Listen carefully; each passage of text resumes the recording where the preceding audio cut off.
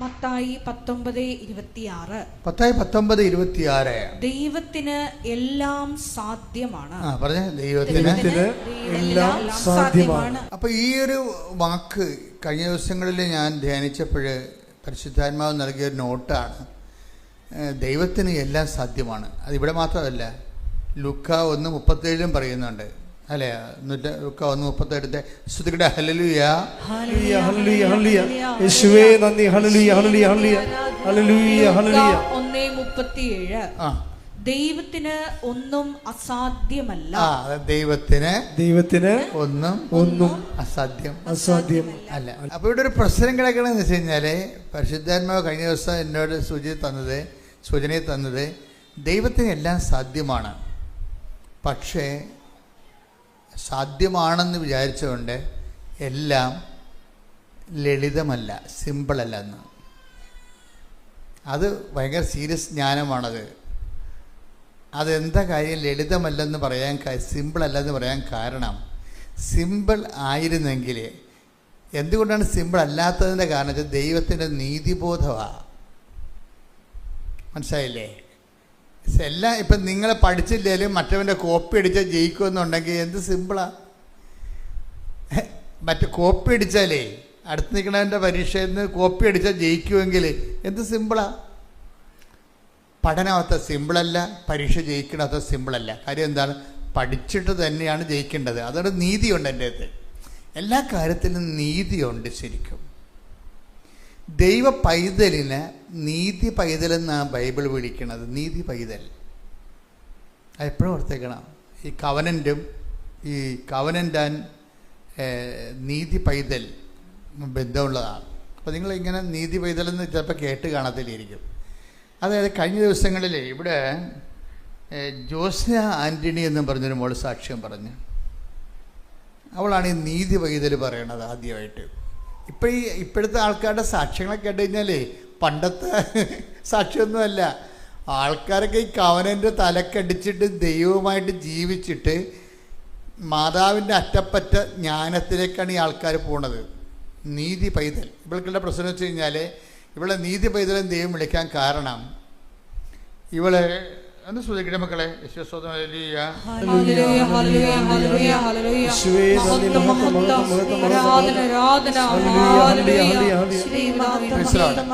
ഇവിടെ മെഡിക്കലിന് ഫിറ്റല്ല ആളെ.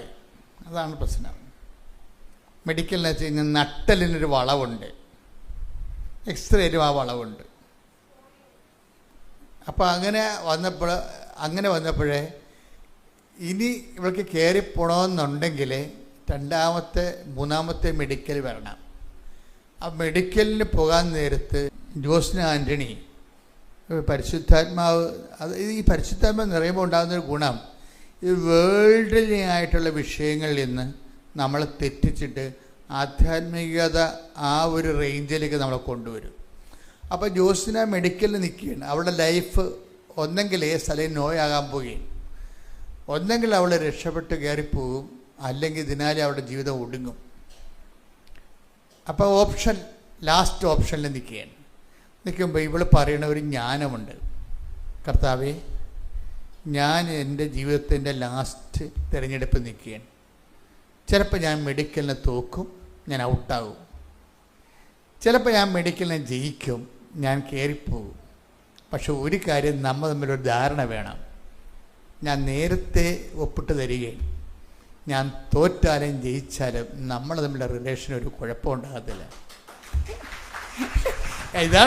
ഇതാണ് കവനൻ്റെ റിലേഷനിൽ കയറി പോണത്. അവരുടെ ദൈവമായിട്ടുള്ളൊരു ബന്ധത്തെ ഒരിക്കലും ഒരു മെറ്റീരിയൽ ബെനിഫിറ്റ്സുമായിട്ട് ആണ് നമ്മൾ ഉടമ്പടിയുടെ ആദ്യ കാലങ്ങളിൽ അങ്ങനെയാണ് മനുഷ്യൻ ദൈവാനുഗ്രഹത്തെ നമുക്ക് ലഭിക്കുന്ന ദൈവാനുഗ്രഹത്തെ നമുക്ക് ലഭിക്കുന്ന ഫിസിക്കൽ ബെനിഫിറ്റ്സുമായിട്ട് നമ്മൾ ലിങ്ക് ചെയ്യും. എന്നുവെച്ചാൽ ഭൗതികമായ ആനുകൂല്യങ്ങളുമായിട്ട് നമ്മൾ ദൈവത്തിനെ ലിങ്ക് ചെയ്യും. ഈ ലിങ്ക് ചെയ്യുന്ന തൊടൽ ഇവളെ പൊട്ടിച്ച് കളയും. മെഡിക്കലിൽ നിൽക്കുകയാണ്. കർത്താവ്, എൻ്റെ ഒരു ബോഡി വളവുണ്ടെന്ന് എനിക്കറിയാം, ഐ നോ ഇറ്റ്. എൻ്റെ നട്ടലിന് വളവുണ്ടെന്ന് എനിക്കറിയാം, ആ മെഡിക്കലി പ്രൂവ് ചെയ്ത കാര്യമാണ്. എൻ്റെ എക്സ്റേ എൻ്റെ കയ്യിലുണ്ട്. പക്ഷേ എനിക്ക് കയറിപ്പോയിരിക്കാൻ പറ്റത്തുമില്ല. പക്ഷെ ഞാൻ മെഡിക്കലിന് ചിലപ്പോൾ ജയിക്കും, ചിലപ്പോൾ തോക്കും. പക്ഷെ ഒരു കാര്യം നമ്മൾ തമ്മിൽ നേരത്തെ ഒരു ധാരണ വേണം. എന്താണ്? ഞാൻ തോറ്റാലും നമ്മൾ തമ്മിലുള്ള റിലേഷന് ഒരു കുഴപ്പം ഉണ്ടാകത്തില്ലെന്ന്. അത് പരിശുദ്ധാത്മാവ് ഉണ്ടെങ്കിൽ മാത്രമേ അങ്ങനെ ഒരു നിലപാട് നേരത്തെ മുൻകൂർ ജാമ്യം എടുക്കുകയും. കാര്യം ഇതിനെന്ന് വെച്ചാൽ ഒരു 10-75 മാർക്കുണ്ട് ഈ ഒറ്റ ഉത്തരത്തിന്. ഒറ്റ ഉത്തരത്തിന് 75 മാർക്കാണ്. എന്ന് വെച്ച് കഴിഞ്ഞാൽ ഇവിടെ നേരത്തെ പറയുകയാണ്, നമ്മൾ ഈ വിഷയത്തിൽ ഞാൻ ജീവിതത്തിൽ തോറ്റാലും നമ്മൾ തമ്മിലുള്ള റിലേഷനെ ഇത് ബാധിക്കുന്നതല്ല. ആ റിലേഷൻ പോലെ തന്നെ മുന്നോട്ട് പോകും. അതിൻ്റെ കാരണം വെച്ച് കഴിഞ്ഞാൽ ഇവർ ഈ ഉടമ്പടി കാലത്തിനുള്ളിൽ ഈശോയുമായിട്ട് പരിശുദ്ധ അമ്മ വഴി ഇവർ നല്ലൊരു റിലേഷനിൽ ചെന്നായിരുന്നു. എന്നിട്ട് ഇവർ എപ്പോഴും ഈശോയോട് പറഞ്ഞു, ഈശോ ഉടമ്പടി നിയോഗം നീ തന്നെയാണെന്ന് പറയും. അതാണ് വിഷയം. അങ്ങനെ ഒരു ദൈവാനുഭവത്തിലേക്ക് ഇവർ ചെന്നായിരുന്നു. എന്താ പറയും, ഈശോ ഉടമ്പടിയുടെ നിയോഗം, എൻ്റെ നിയോഗം നീ തന്നെയാണ്, ബാക്കിയെല്ലാം ഇഫക്ട്സ് ആണ് എൻ്റെ. ബാക്കിയുള്ള ക്യാഷ് ആൻഡ് കൈൻഡ് ആയിട്ടുള്ള മെറ്റീരിയൽ ബെനിഫിറ്റ്സ് എല്ലാം നീ തന്നാൽ ഞാൻ വാങ്ങിക്കും, ഐ ആം ഹാപ്പി. നീ തന്നില്ലെങ്കിലും ഞാൻ ഹാപ്പി. കാര്യം എന്താണ്? എൻ്റെ നിയോഗം നീയാണെന്ന്. ദൈവസ്നേഹമാണ്. അത് പരിശുദ്ധാത്മ നിറയുമ്പോഴുണ്ടാകുന്ന ഒരു ജ്ഞാനമായിട്ട് വരണത്.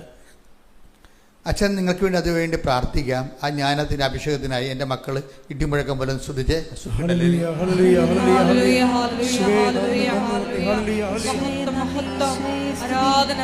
കർത്താവിന്റെ ഉന്നതമായ നാമത്തിന് സ്വസ്ഥം ചെയ്യുന്നു. കർത്താവിന്റെ വിശുദ്ധ പൗരോഹിത്യത്തെ മഹത്വപ്പെടുത്തണമേ. കർത്താവ് സഭയിലുള്ള സാന്നിധ്യം ദൃഢമാക്കണമേ. 39 വർഷം ഞാൻ അർപ്പിച്ച കൃപാനയുടെ യോഗ്യതയാൽ കൃപാസ്ഥാനത്താറെ ജീവനോടെ പ്രത്യക്ഷപ്പെട്ട പരിശുദ്ധ അമ്മയുടെ പ്രത്യക്ഷയുടെ ശക്തിയാൽ യേശു ക്രിസ്തുവിന്റെ നാമത്തെ ഏറ്റവും വലിയ സ്വത്തായിട്ട് കാണുവാനും അത് എല്ലാം നഷ്ടപ്പെട്ടു, അത് നേടിയിട്ടുണ്ടെങ്കിൽ എല്ലാം നേടിയ പോലുള്ള ആന്തരിക ജ്ഞാനത്താലങ്ങളുടെ മക്കളെ അഭിഷേകം ചെയ്യണമേ. ശ്രദ്ധിക്കട്ടെ. ഹല്ലേലൂയ.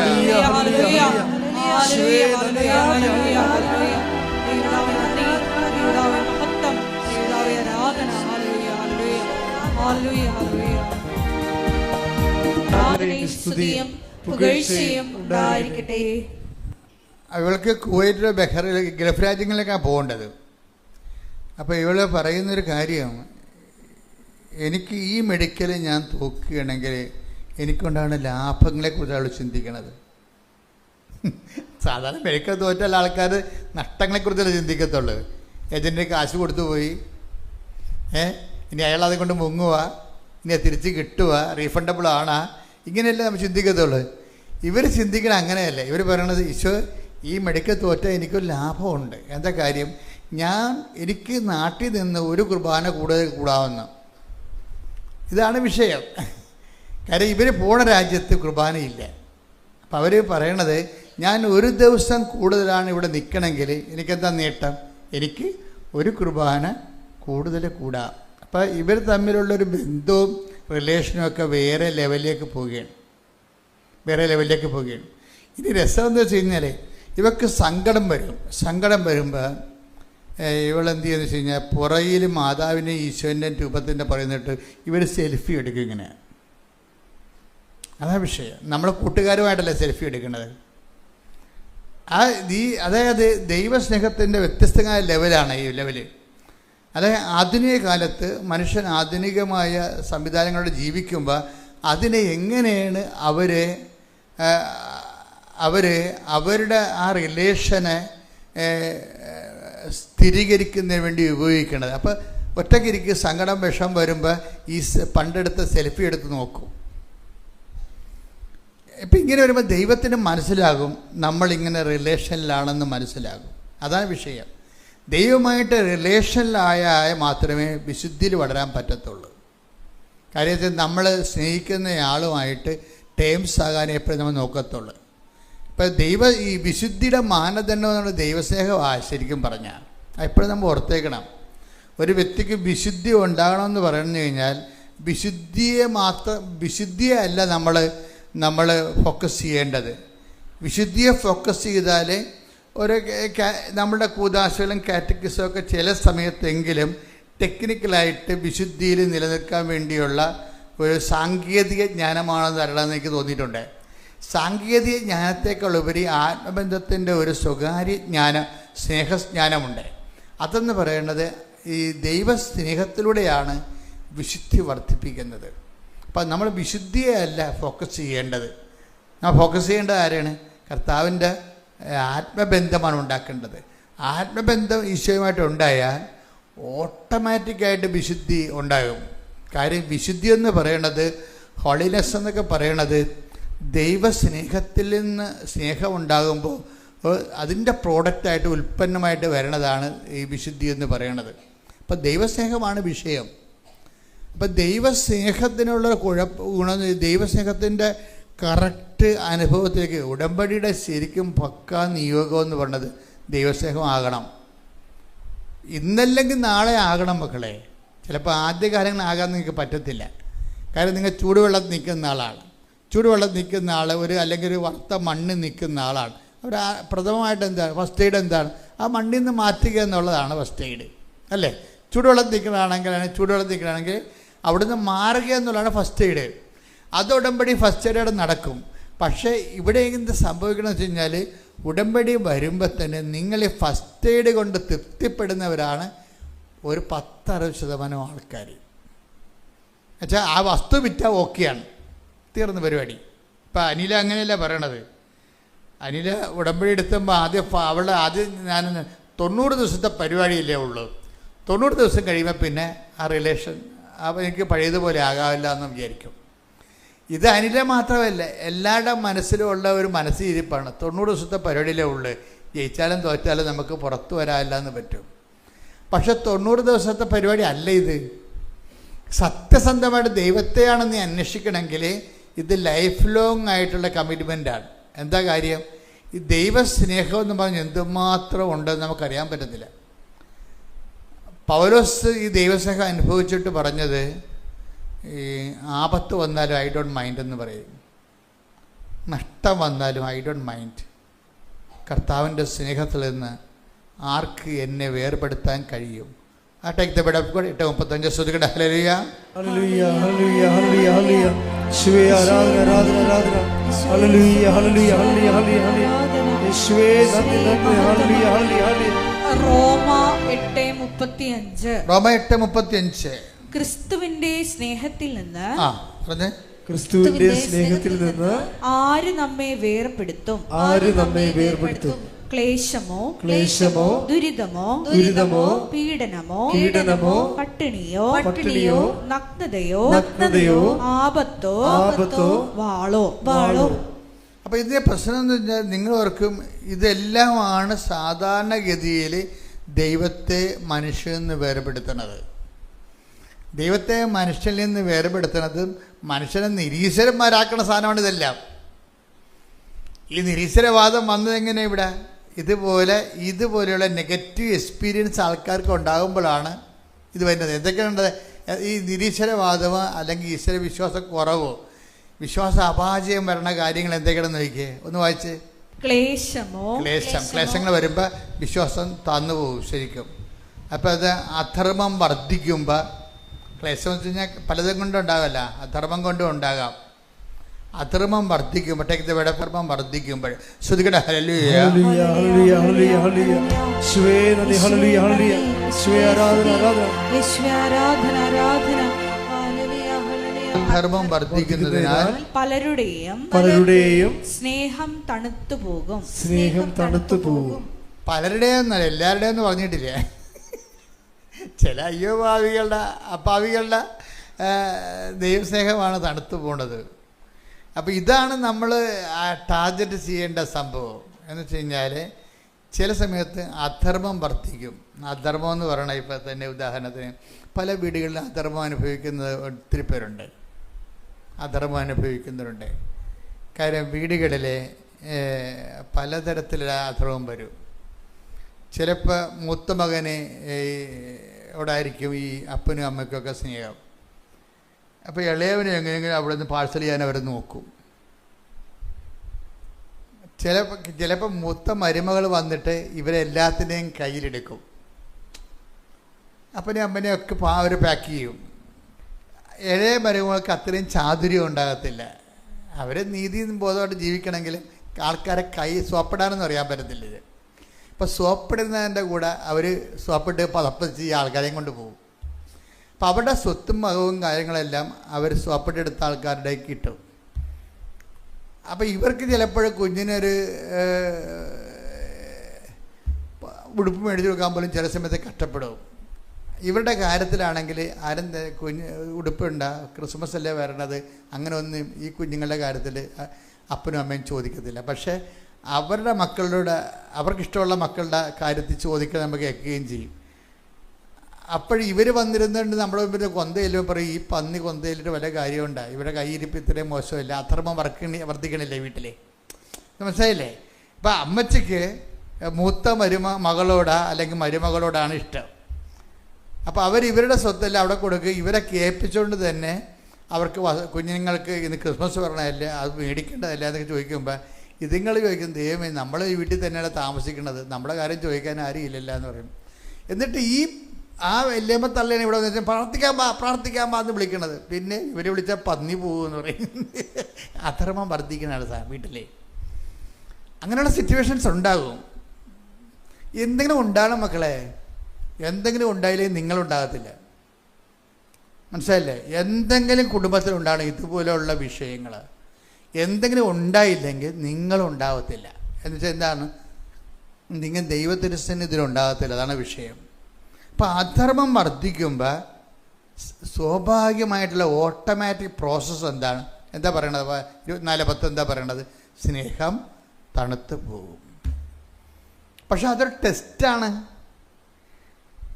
നിങ്ങളുടെ സ്നേഹം തണുത്ത് പോണതാണോ എന്നറിയാൻ വേണ്ടി ദൈവം ചിലപ്പോൾ ഈ വലിയമ്മ തള്ളയെ വെച്ചുകൊണ്ട് നിങ്ങളെ ടെസ്റ്റ് ചെയ്യണതായിരിക്കും.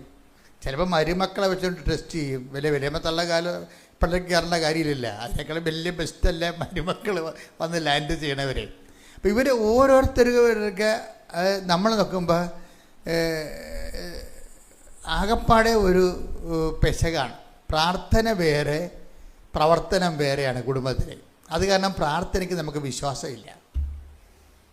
ഇളയ മരുകൾ എന്തിനാണ് കൊച്ചിനെയും കൊണ്ട് പ്രാർത്ഥിക്കുന്ന നടക്കുന്ന സമയത്ത് കൊച്ചിനെ നുള്ളി നോവിച്ച് നിലവിളിപ്പിച്ച് എന്തിനാണ് അവൾ പുറത്ത് പോണത്? അവൾക്ക് ഈ ഇതിനോട് പ്രതിഷേധമാണ്. ഇളയ മരുമകളെ ആ കൊച്ചിനെ ഇങ്ങനെ പാല് കൊടുത്ത് വെറുതെ ഉറങ്ങി കിടന്ന കൊച്ചിനെ എടുത്ത് നുള്ളു ഇരുട്ടത്ത് വെച്ചോണ്ട് അവരുടെ കായിന്ന് പറഞ്ഞാൽ നിലവിളിക്കും. ഉടനെ ഓരോരോ പറഞ്ഞ് ഇവൾ ചാടി പുറത്ത് വീഴും. അവളുടെ മനസ്സിരിക്കണത് എന്തിനാണ്? ഈ പണ്ടാരത്തിലൂടെ പ്രാർത്ഥിക്കാനുള്ള നല്ലത് ഒറ്റക്ക് പ്രാർത്ഥിക്കണമെന്ന് വിചാരിക്കും.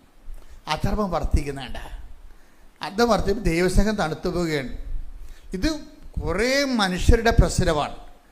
എന്ന് വെച്ചാൽ നിങ്ങളുടെ പല ദൈവസ്നേഹവും അളക്കണതും തൂക്കണതും അത് വെരിഫൈ ചെയ്യണതെല്ലാം വീട്ടിലുണ്ടാകുന്ന ചില ചിലർ ഇവരെന്തിനാ കുർബാന സ്വീകരിക്കണത്? ഇവർ വീട്ടിൽ വന്ന് കാണിക്കുന്ന കാട്ടായം കണ്ടു കഴിഞ്ഞാൽ ദൈവം പോലും ആ നാട്ടിൽ നിന്ന് ഓടിക്കളയെന്ന് പറയും. കാര്യം ശരിയാണ്. അതുകൊണ്ട് തന്നെയാണ് പല ആൾക്കാരുടെയും വിശ്വാസം തണുത്തു പോയിരിക്കുന്നത്. വീട്ടിൽ കാണിക്കുന്ന അപ്പം നിങ്ങൾ ഉടമ്പടിയിലാകുമ്പോൾ എപ്പോഴും വിഷയം എന്ന് വെച്ചാൽ ഉടമ്പടിയിലൊരു വാക്കുണ്ട്, യശ്രൂം. കഴിഞ്ഞ ദിവസങ്ങളിലെ ജോസ്നയുടെ സാക്ഷ്യങ്ങളാണത് ഞാൻ കണ്ടത്. ഞാൻ മുമ്പ് പറഞ്ഞ പോലെ മെഡിക്കലിൽ നിൽക്കുകയാണ്. ആദ്യത്തെ മെഡിക്കൽ പൊട്ടിപ്പോയി, നടുവ് വളഞ്ഞിരിക്കുകയാണ്, എല്ല് വളഞ്ഞിരിക്കുകയാണ്, പൊട്ടിപ്പോയി. ആ പൊട്ടിയ വളഞ്ഞ നടുവെല്ലും കൊണ്ട് തന്നെ വീണ്ടും മെഡിക്കലിൽ നിൽക്കുമ്പോൾ കർത്താവ് അവളോട് കുറേ വാക്കുകൾ പറയും. കർത്താവിനോട് അവൾ ആദ്യം പറയുന്നത് എന്താണെന്ന് വെച്ച് കഴിഞ്ഞാൽ, ജീസസ്, ഞാൻ എൻ്റെ ജീവിതത്തിൻ്റെ ഒരു ലാസ്റ്റ് ഓപ്ഷനിൽ നിൽക്കുകയാണ്. ചിലപ്പോൾ ഞാൻ കയറിപ്പോവും, ചിലപ്പോൾ ഞാൻ വീണു പോകും.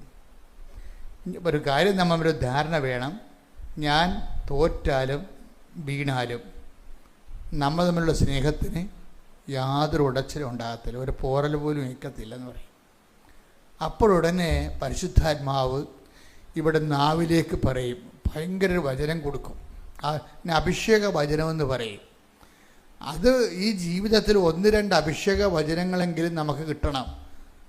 അത് അഭിഷേകം വെച്ച് കഴിഞ്ഞാൽ ഡേഞ്ചറസ് പോയിന്റിൽ ദൈവം നൽകുന്ന ഒരു കൈ ഇങ്ങനെ നീഴുക. ഇപ്പം നമ്മൾ ചെളിയിൽ മുങ്ങിപ്പോവുകയാണെന്ന് വിചാരിച്ചോ, നമ്മുടെ ചുറ്റും ആരുമില്ല, അപ്പോഴാണ് ഒരു കൈ നീണ്ട് വന്നതെന്നുണ്ടെങ്കിൽ ആ കൈയൊക്കെ നമ്മൾ പിടിക്കത്തില്ലേ? അതുപോലെയാണ് ഈ അഭിഷേക വചനത്തിൻ്റെ സംഭവം. ഇവളുടെ സത്യസന്ധത ഡിക്ലെയർ ചെയ്ത്, എന്താണ്, എൻ്റെ നടുവെല്ല് വളഞ്ഞിരിക്കണമെന്ന് എനിക്കറിയാം, അപ്പം ഞാൻ മെഡിക്കലിന് തോക്കുമെന്ന് എനിക്കറിയാം. പക്ഷെ അങ്ങനെ തോറ്റാലും ഒരു കാര്യം സത്യമാണെന്ന് എനിക്കറിയാം, എന്താണ്, നമ്മളുടെ റിലേഷന് ഒരിക്കലും ഒരു ഉടച്ചിൽ വരുത്തില്ലെന്ന് പറയും. ഇത് വരുമ്പോൾ ഇവളെ കർത്താവ് യശ്രുവ് എന്ന് വിളിക്കും. യശ്രുവ് എന്താ അർത്ഥം? എന്താ? എന്നിട്ട് ഇവളോട് പണ്ട് ഇവൾ പഠിച്ച വചനം ആത്മാവ് തിരിച്ചു കൊണ്ടുവന്ന് കൊടുക്കും. എന്താ പറയുന്നത്? അത് ഭയങ്കര രസമാണ് കേൾക്കാൻ. നിയമാവർത്തനത്തിൻ്റെ 33:26 എടുത്തേ. സ്തുതിയുടെ ഹല്ലേലൂയ, ഹല്ലേലൂയ, ഹല്ലേലൂയ, ഹല്ലേലൂയ. യേശുവേ നന്ദി. ഹല്ലേലൂയ, ഹല്ലേലൂയ, ഹല്ലേലൂയ. നിയമാവർത്തനം 33:26. യശ്രൂൺ, നിന്റെ ദൈവത്തെ പോലെ ആരുമില്ല. അതാണ് സംഭവം. ദൈവത്തിനൊന്നും അസാധ്യമല്ല എന്ന് പറയുന്നതിന് പകരം പറയണ യശ്രു, നിന്റെ ദൈവത്തെ പോലെ ആരുമില്ല. അതിങ്ങനെ പണ്ടെവിടെയോ അവൾ മനസ്സിൽ സൂക്ഷിച്ചൊരു സാധനം ഈ ഒരു ഡേഞ്ചറസ് ജംഗ്ഷനിൽ പരിശുദ്ധാത്മാവ് കൊണ്ടുവന്നൊരു കൈ പോലെ കൊടുക്കുകയും, യശ്രവും നിന്റെ ദൈവത്തെ പോലെ ആരുമില്ലെന്ന് വെച്ചാൽ നീ ആരെയും ഭയപ്പെടേണ്ട കാര്യമില്ല. പിന്നെ അടുത്ത വചനം എന്താ?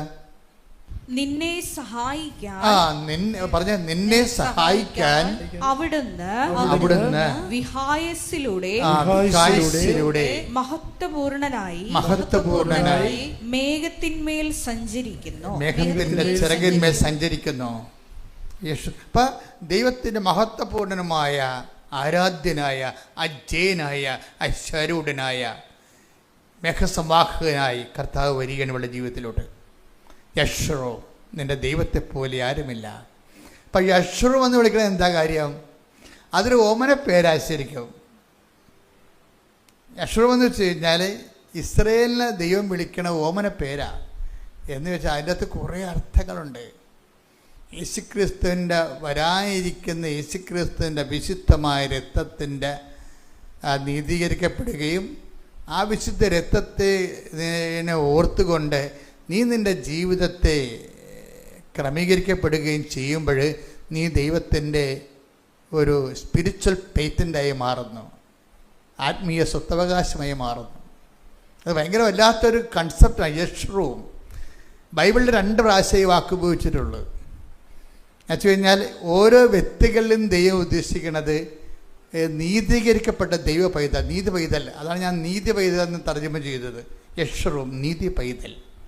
നീതി പൈതൽ എന്ന് പറഞ്ഞാൽ കർത്താവിൻ്റെ വാഗ്ദാനങ്ങളും കർത്താവിൻ്റെ പദ്ധതികളും കർത്താവിൻ്റെ വഴി നടത്തലുകളും അത് നമുക്ക് തിന്മയും അതുപോലെ ക്ലേശങ്ങളും ഉണ്ടാക്കിയാലും പരിശുദ്ധ അമ്മയെപ്പോലെ അത് ദൈവസ്നേഹത്തിൽ നിറഞ്ഞ് ഹൃദയത്തെ സംഗ്രഹിച്ച് ഏതെല്ലാം ക്ലേശങ്ങളെ പോകുമ്പോഴും ആ ലെവല് ഡാമേജ് ആകാതെ നിർത്തുന്നതാണ് യശ്രുവും നീതി പൈതൽ എന്ന് പറയുന്നത്. അതാണ് ഇവൾ പറയണത്. ഇവൾ ആദ്യം പറഞ്ഞ ഇതാണ്, എൻ്റെ നട്ടെല്ല് വളഞ്ഞതാണ്, ഞാൻ ഈ മെഡിക്കലിന് തോക്കും. അങ്ങനെ തോറ്റാലും നമ്മൾ തമ്മിലുള്ള സ്നേഹത്തിന് യാതൊരു പോറലും ഉണ്ടാകത്തില്ല. അപ്പോഴാണ് ദൈവം ഇവിടെ വിളിക്കണം യശ്രു, ഇതാണ് നീ. എന്താണ്? നീ നിൻ്റെ വിശ്വാസത്താൽ, ആ വിശ്വാസം ഉത്ഭുതമാകുന്ന ദൈവസ്നേഹത്താൽ നീ എന്നെ, അതായത് ആ കൃപയിൽ നിലനിൽക്കാൻ വേണ്ടി നീ ലോകത്തെയും ജീവിതത്തെക്കാളും വലുതായി ദൈവത്തെ കാണുന്നൊരു വ്യക്തിയാണ് നീതി പൈതൽ എന്ന് പറയുന്നത്. ആ നീതി പൈതലാണ് പറയണത്. ഒരു പൗലോസ് അപ്പോസ്തലൻ നീതി പൈതലേക്ക് വരുന്ന ഒരു ദൂരമുണ്ട്. ശരിക്കും ഉടമ്പടിയുടെ ഫ്രൂട്ട്സ് എന്ന് പറയണത് ChatGPT, അതുപോലെ തന്നെ നമ്മൾ ഉപയോഗിക്കുന്ന പെർപ്ലക്സിറ്റി, അങ്ങനെയുള്ള ആപ്പുകളോട് ഞാൻ ചോദിച്ചു വാട്ട് ഈസ് യശ്രു എന്ന് ചോദിച്ചു. അപ്പോൾ യശ്രു എന്ന് ചോദിക്കുമ്പോൾ അവർ പറയും there is no direct connection between യശ്രു ആൻഡ് കവനൻറ്റ് എന്ന് പറയും. വെച്ച് കഴിഞ്ഞാൽ ഉടമ്പടി എന്ന് പറയണതും യശ്രുവും തമ്മിൽ ബന്ധമില്ലെന്ന് പറയും. അപ്പോൾ പരിശുദ്ധാൻ പറയും യവന്മാർക്ക് അത്രയും അമ്മമാർ പഠിച്ചിട്ടില്ല, ബന്ധമുണ്ടെന്ന് പറയും. എന്താ കാര്യം? ഈ കവനൻ്റ് പോണത് യശ്രുവിലേക്കാണ് പോണത്. കവനറ്റിലേക്ക് എന്താ വിളിച്ചിരിക്കണത്? അതായത് നമ്മൾ ഓരോരോ കാര്യങ്ങൾ നമ്മുടെ ജീവിതത്തിൻ്റെ സമ്മർദ്ദങ്ങൾ കാരണം കർത്താവിൻ്റെ തിരുസ്ഥാനിൽ കണ്ണീരിൻ്റെ കഥകൾ എഴുതി വെച്ചിരിക്കുകയാണ്. ഇതെല്ലാം എനിക്ക് നിക്കക്കള്ളിയില്ല. എനിക്ക് മുന്നോട്ട് പോകണമെങ്കിൽ ഇതിന് സമാധാനം ഉണ്ടാക്കാതെ എനിക്ക് മുന്നോട്ട് പോകാൻ പറ്റത്തില്ല എന്ന് പറയും.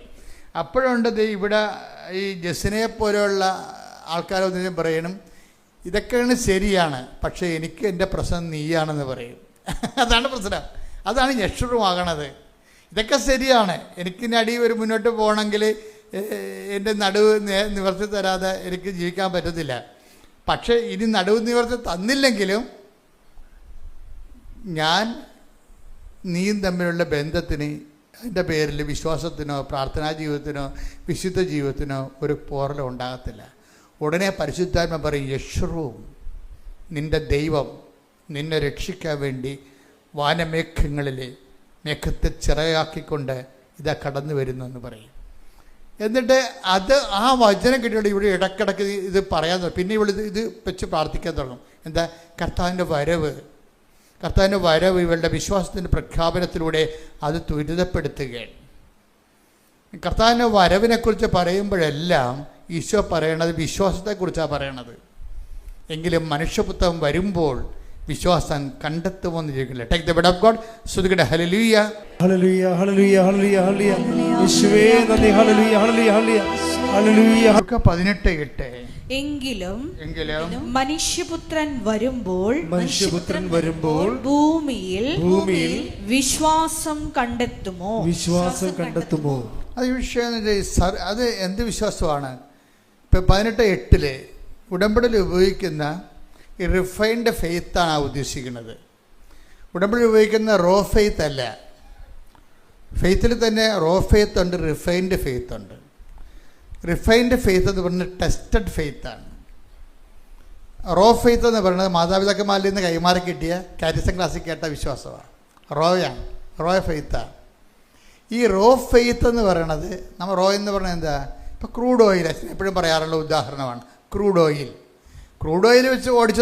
വെച്ചൊന്നും നമുക്ക് ഈ വണ്ടിയൊന്നും ഓടിക്കാൻ പറ്റത്തില്ല. ഓടിക്കാൻ പറ്റുക? ക്രൂഡ് ഓയിൽ ഒഴിച്ചാൽ കാർ ഓടുക? ഇല്ല, ഓടത്തില്ല. അതിനെ ശുദ്ധീകരിച്ചിട്ട് അതിൻ്റെ ഡീസലോ പെട്രോളോ ആക്കി മാറ്റിയാൽ മാത്രമേ അത് റിഫൈൻഡ് ആക്കണം.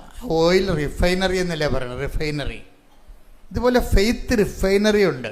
ആ സർവൈവ്ഡ് ആയിട്ടുള്ള ഫെയ്ത്ത് റിഫൈനറി എന്ന് വെച്ച് കഴിഞ്ഞാൽ ഇപ്പം മാതാപിതാക്കന്മാരിൽ നമുക്ക് വിശ്വാസം കിട്ടും.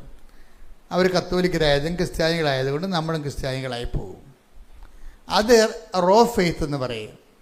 ആ ഫെയ്ത്ത് പ്രാക്ടീസ് ചെയ്താൽ നമുക്ക് നിത്യരക്ഷ ഓക്കെയാണ്. പക്ഷെ ആർജിത കൃപയ്ക്ക് സഹായകരമല്ല. ട്രഡീഷണൽ ഫെയ്ത്ത്, റോ ഫെയ്ത്ത് ആർജിത കൃപയ്ക്ക്. ആർജിത കൃപയെന്ന് പറയുന്നത് നമ്മുടെ അക്കൗണ്ടിൽ ആർജിക്കുന്ന കൃപയാണ്. ആർജിക്കുന്ന കൃപയെന്ന് പറയുമ്പോൾ അവിടെ ഉപയോഗിക്കുന്നത് റിഫൈൻഡ് ഫെയ്ത്താണ്. റിഫൈൻഡ് ഫെയ്ത്ത് എന്ന് പറയുന്നത് എന്താണ്? അഗ്നിപരീക്ഷകളെ അതിജീവിച്ച വിശ്വാസം. അതാണ് റിഫൈൻഡ് ഫെയ്ത്ത്, അതിജീവിത വിശ്വാസം. Take the word of God. സ്തുതിക്കട്ടെ. ഹല്ലേലൂയ, ഹല്ലേലൂയ, ഹല്ലേലൂയ, ഹല്ലേലൂയ, ഹല്ലേലൂയ. യേശുവേ നന്ദി. ഹല്ലേലൂയ, ഹല്ലേലൂയ. യേശുവേ ആരാധന, ആരാധന, ആരാധന.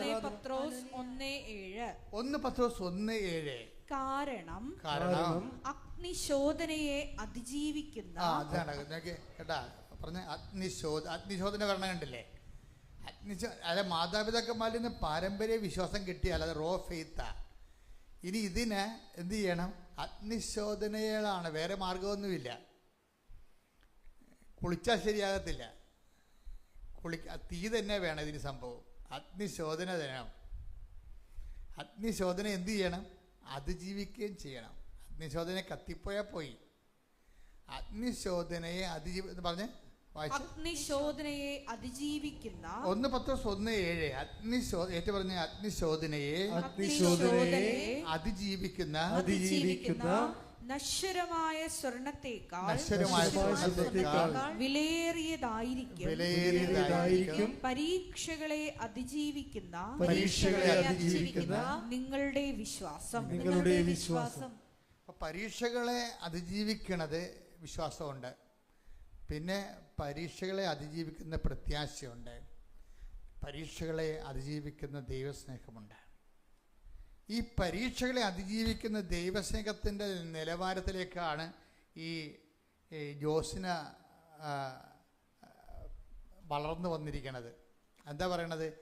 ഇവളെ കർത്താവുമായിട്ട് സെൽഫി എടുത്ത് സങ്കടം വരുമ്പോൾ ഈ സെൽഫി നോക്കി ആ ദൈവസ്നേഹത്തിൽ ജീവിക്കുന്നയാളാണ്. അപ്പോൾ അവൾ നേരത്തെ പറയുകയാണ്, എങ്ങാനും ഞാൻ എൻ്റെ നട്ടിൽ വളഞ്ഞിരിക്കണ കാരണം എനിക്ക് മെഡിക്കൽ ടെസ്റ്റ് കിട്ടിയില്ലെങ്കിൽ പറഞ്ഞ് ഞാൻ എൻ്റെ പേരിൽ നിൻ്റെ അടുത്ത് വാക്കിടാനോ വഴക്കുണ്ടാക്കാനോ പ്രാർത്ഥന കുറക്കാനോ ഒന്നും ഞാൻ തയ്യാറല്ല.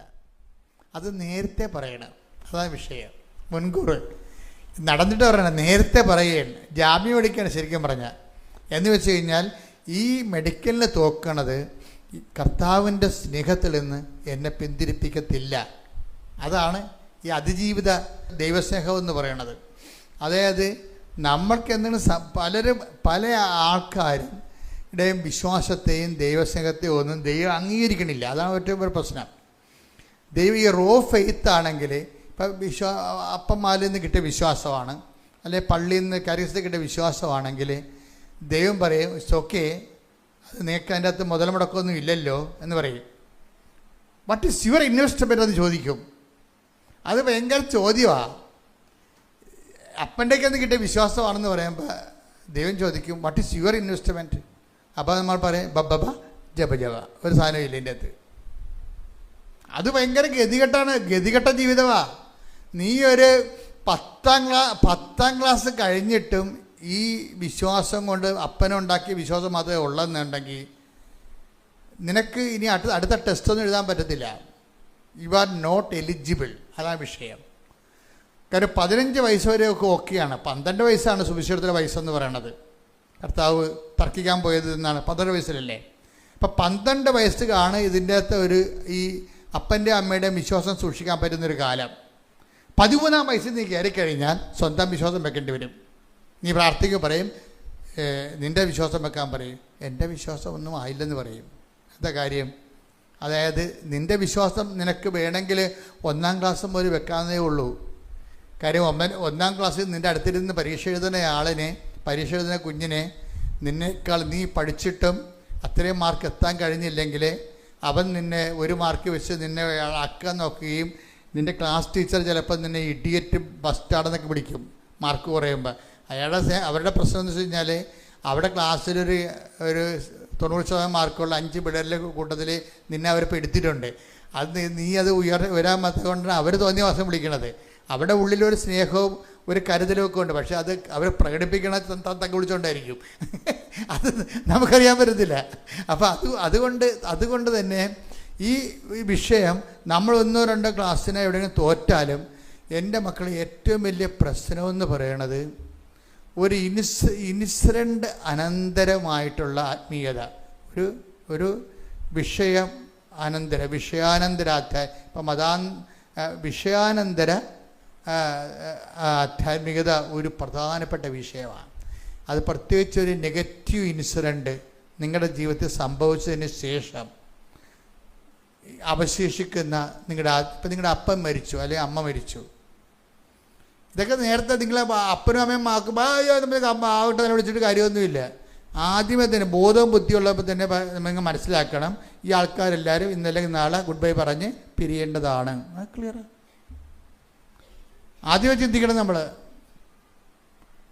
ഇപ്പം ഞാൻ എൻ്റെ അപ്പനും അമ്മയും കൂടി ഇരിക്കുന്ന സമയത്ത് ഞങ്ങൾ ഭയങ്കരമായ ഒരു വിഷമ കാലത്ത് ജീവിക്കുകയാണ്. അപ്പം ഞാനപ്പം 4ാം ക്ലാസ്സിൽ പഠിക്കുകയാണ്. അപ്പം അപ്പനും അമ്മയും ഉണ്ട് കൊണ്ടിരിപ്പോൾ. അപ്പം ഞാൻ പറയും നമുക്ക്, അപ്പം അന്ന് ഞങ്ങൾക്ക് നല്ല വീടൊന്നുമില്ല.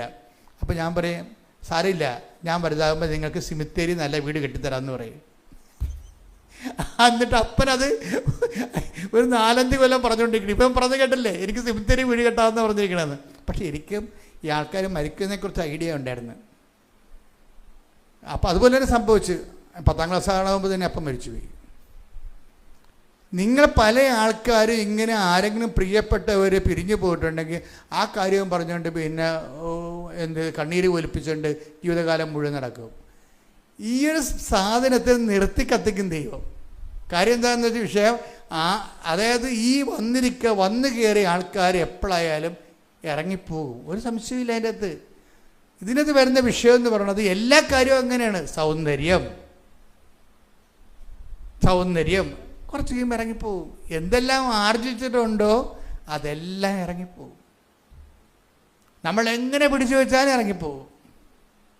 അപ്പം അതുകൊണ്ട് ഈ സാധനം ഇറങ്ങിപ്പോകുന്ന ആദ്യമേ നമ്മൾ കൗണ്ട് ചെയ്താൽ പ്രശ്നം തീർന്ന്.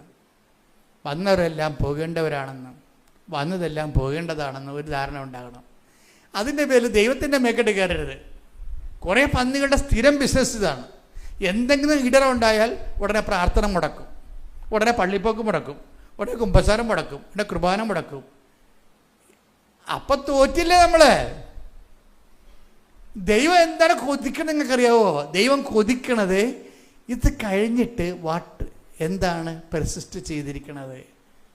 ഈ ശോധന കഴിഞ്ഞതിന് ശേഷം, ഈ പരീക്ഷണം കഴിഞ്ഞതിന് ശേഷം അതിജീവിച്ചിരിക്കണത് എന്താണെന്ന് നോക്കൂ. എൻ്റെ ദൈവവേദന അതിൽ ഒത്തിരി ആൾക്കാരും, അതുകൊണ്ടാണ് ഈശോ ചോദിക്കണത്, മനുഷ്യപുത്രൻ വരുമ്പോൾ ഭൂമിയിൽ വിശ്വാസം കണ്ടെത്തുമോ? അപ്പോൾ ഈ കണ്ട ആൾക്കാരെല്ലാം കൂടി തർജ്ജമ ചെയ്ത് വെച്ചിരിക്കുന്നതും വ്യാഖ്യാനിച്ചിരിക്കുന്നതും ഈ പറഞ്ഞ അന്ത്യകാലങ്ങളിൽ കർത്താവ് വരണ കാര്യം, അന്ത്യകാലങ്ങൾ വരണ മാത്രമല്ല, ദൈവം നമ്മുടെ ജീവിതത്തിലേക്ക് വരുന്നതിന് മുമ്പ് ആദ്യം ടെസ്റ്റ് ചെയ്യണത് വിശ്വാസമായിരിക്കും. ദൈവം എങ്ങനെയും വരാമല്ലോ ദൈവത്തിന്. നിനക്കൊരു പ്രൊമോഷൻ തന്നുകൊണ്ട് നിനക്ക് ദൈവത്തിന് വരാം. നിനക്ക് തരാനുള്ള പ്രൊമോഷൻ കളഞ്ഞുകൊണ്ടും ദൈവത്തിന് വരാം. അതുകൊണ്ടാണ് അവൾ അങ്ങനെ പറയണത്, ജോസിനെ അങ്ങനെ പറയണത്.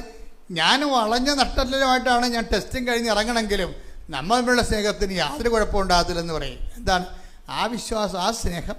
അതുപോലെ തന്നെ കാര്യം എൻ്റെ സ്നേഹം, നമ്മളുള്ള സ്നേഹം എൻ്റെ വളഞ്ഞ നട്ടലിൽ അടിസ്ഥാനപ്പെടുത്തിയല്ലേ ഇരിക്കണത്. അത് നമ്മളുള്ള ആന്തരികമായ ബന്ധമാണത്. ഇതാണ് അതിജീവിത വിശ്വാസം എന്ന് പറയണത്. എൻ്റെ ദൈവത്തിൽ ഇതുപോലെ ഇപ്പം എന്ത് സംഭവം എന്നറിയാവോ?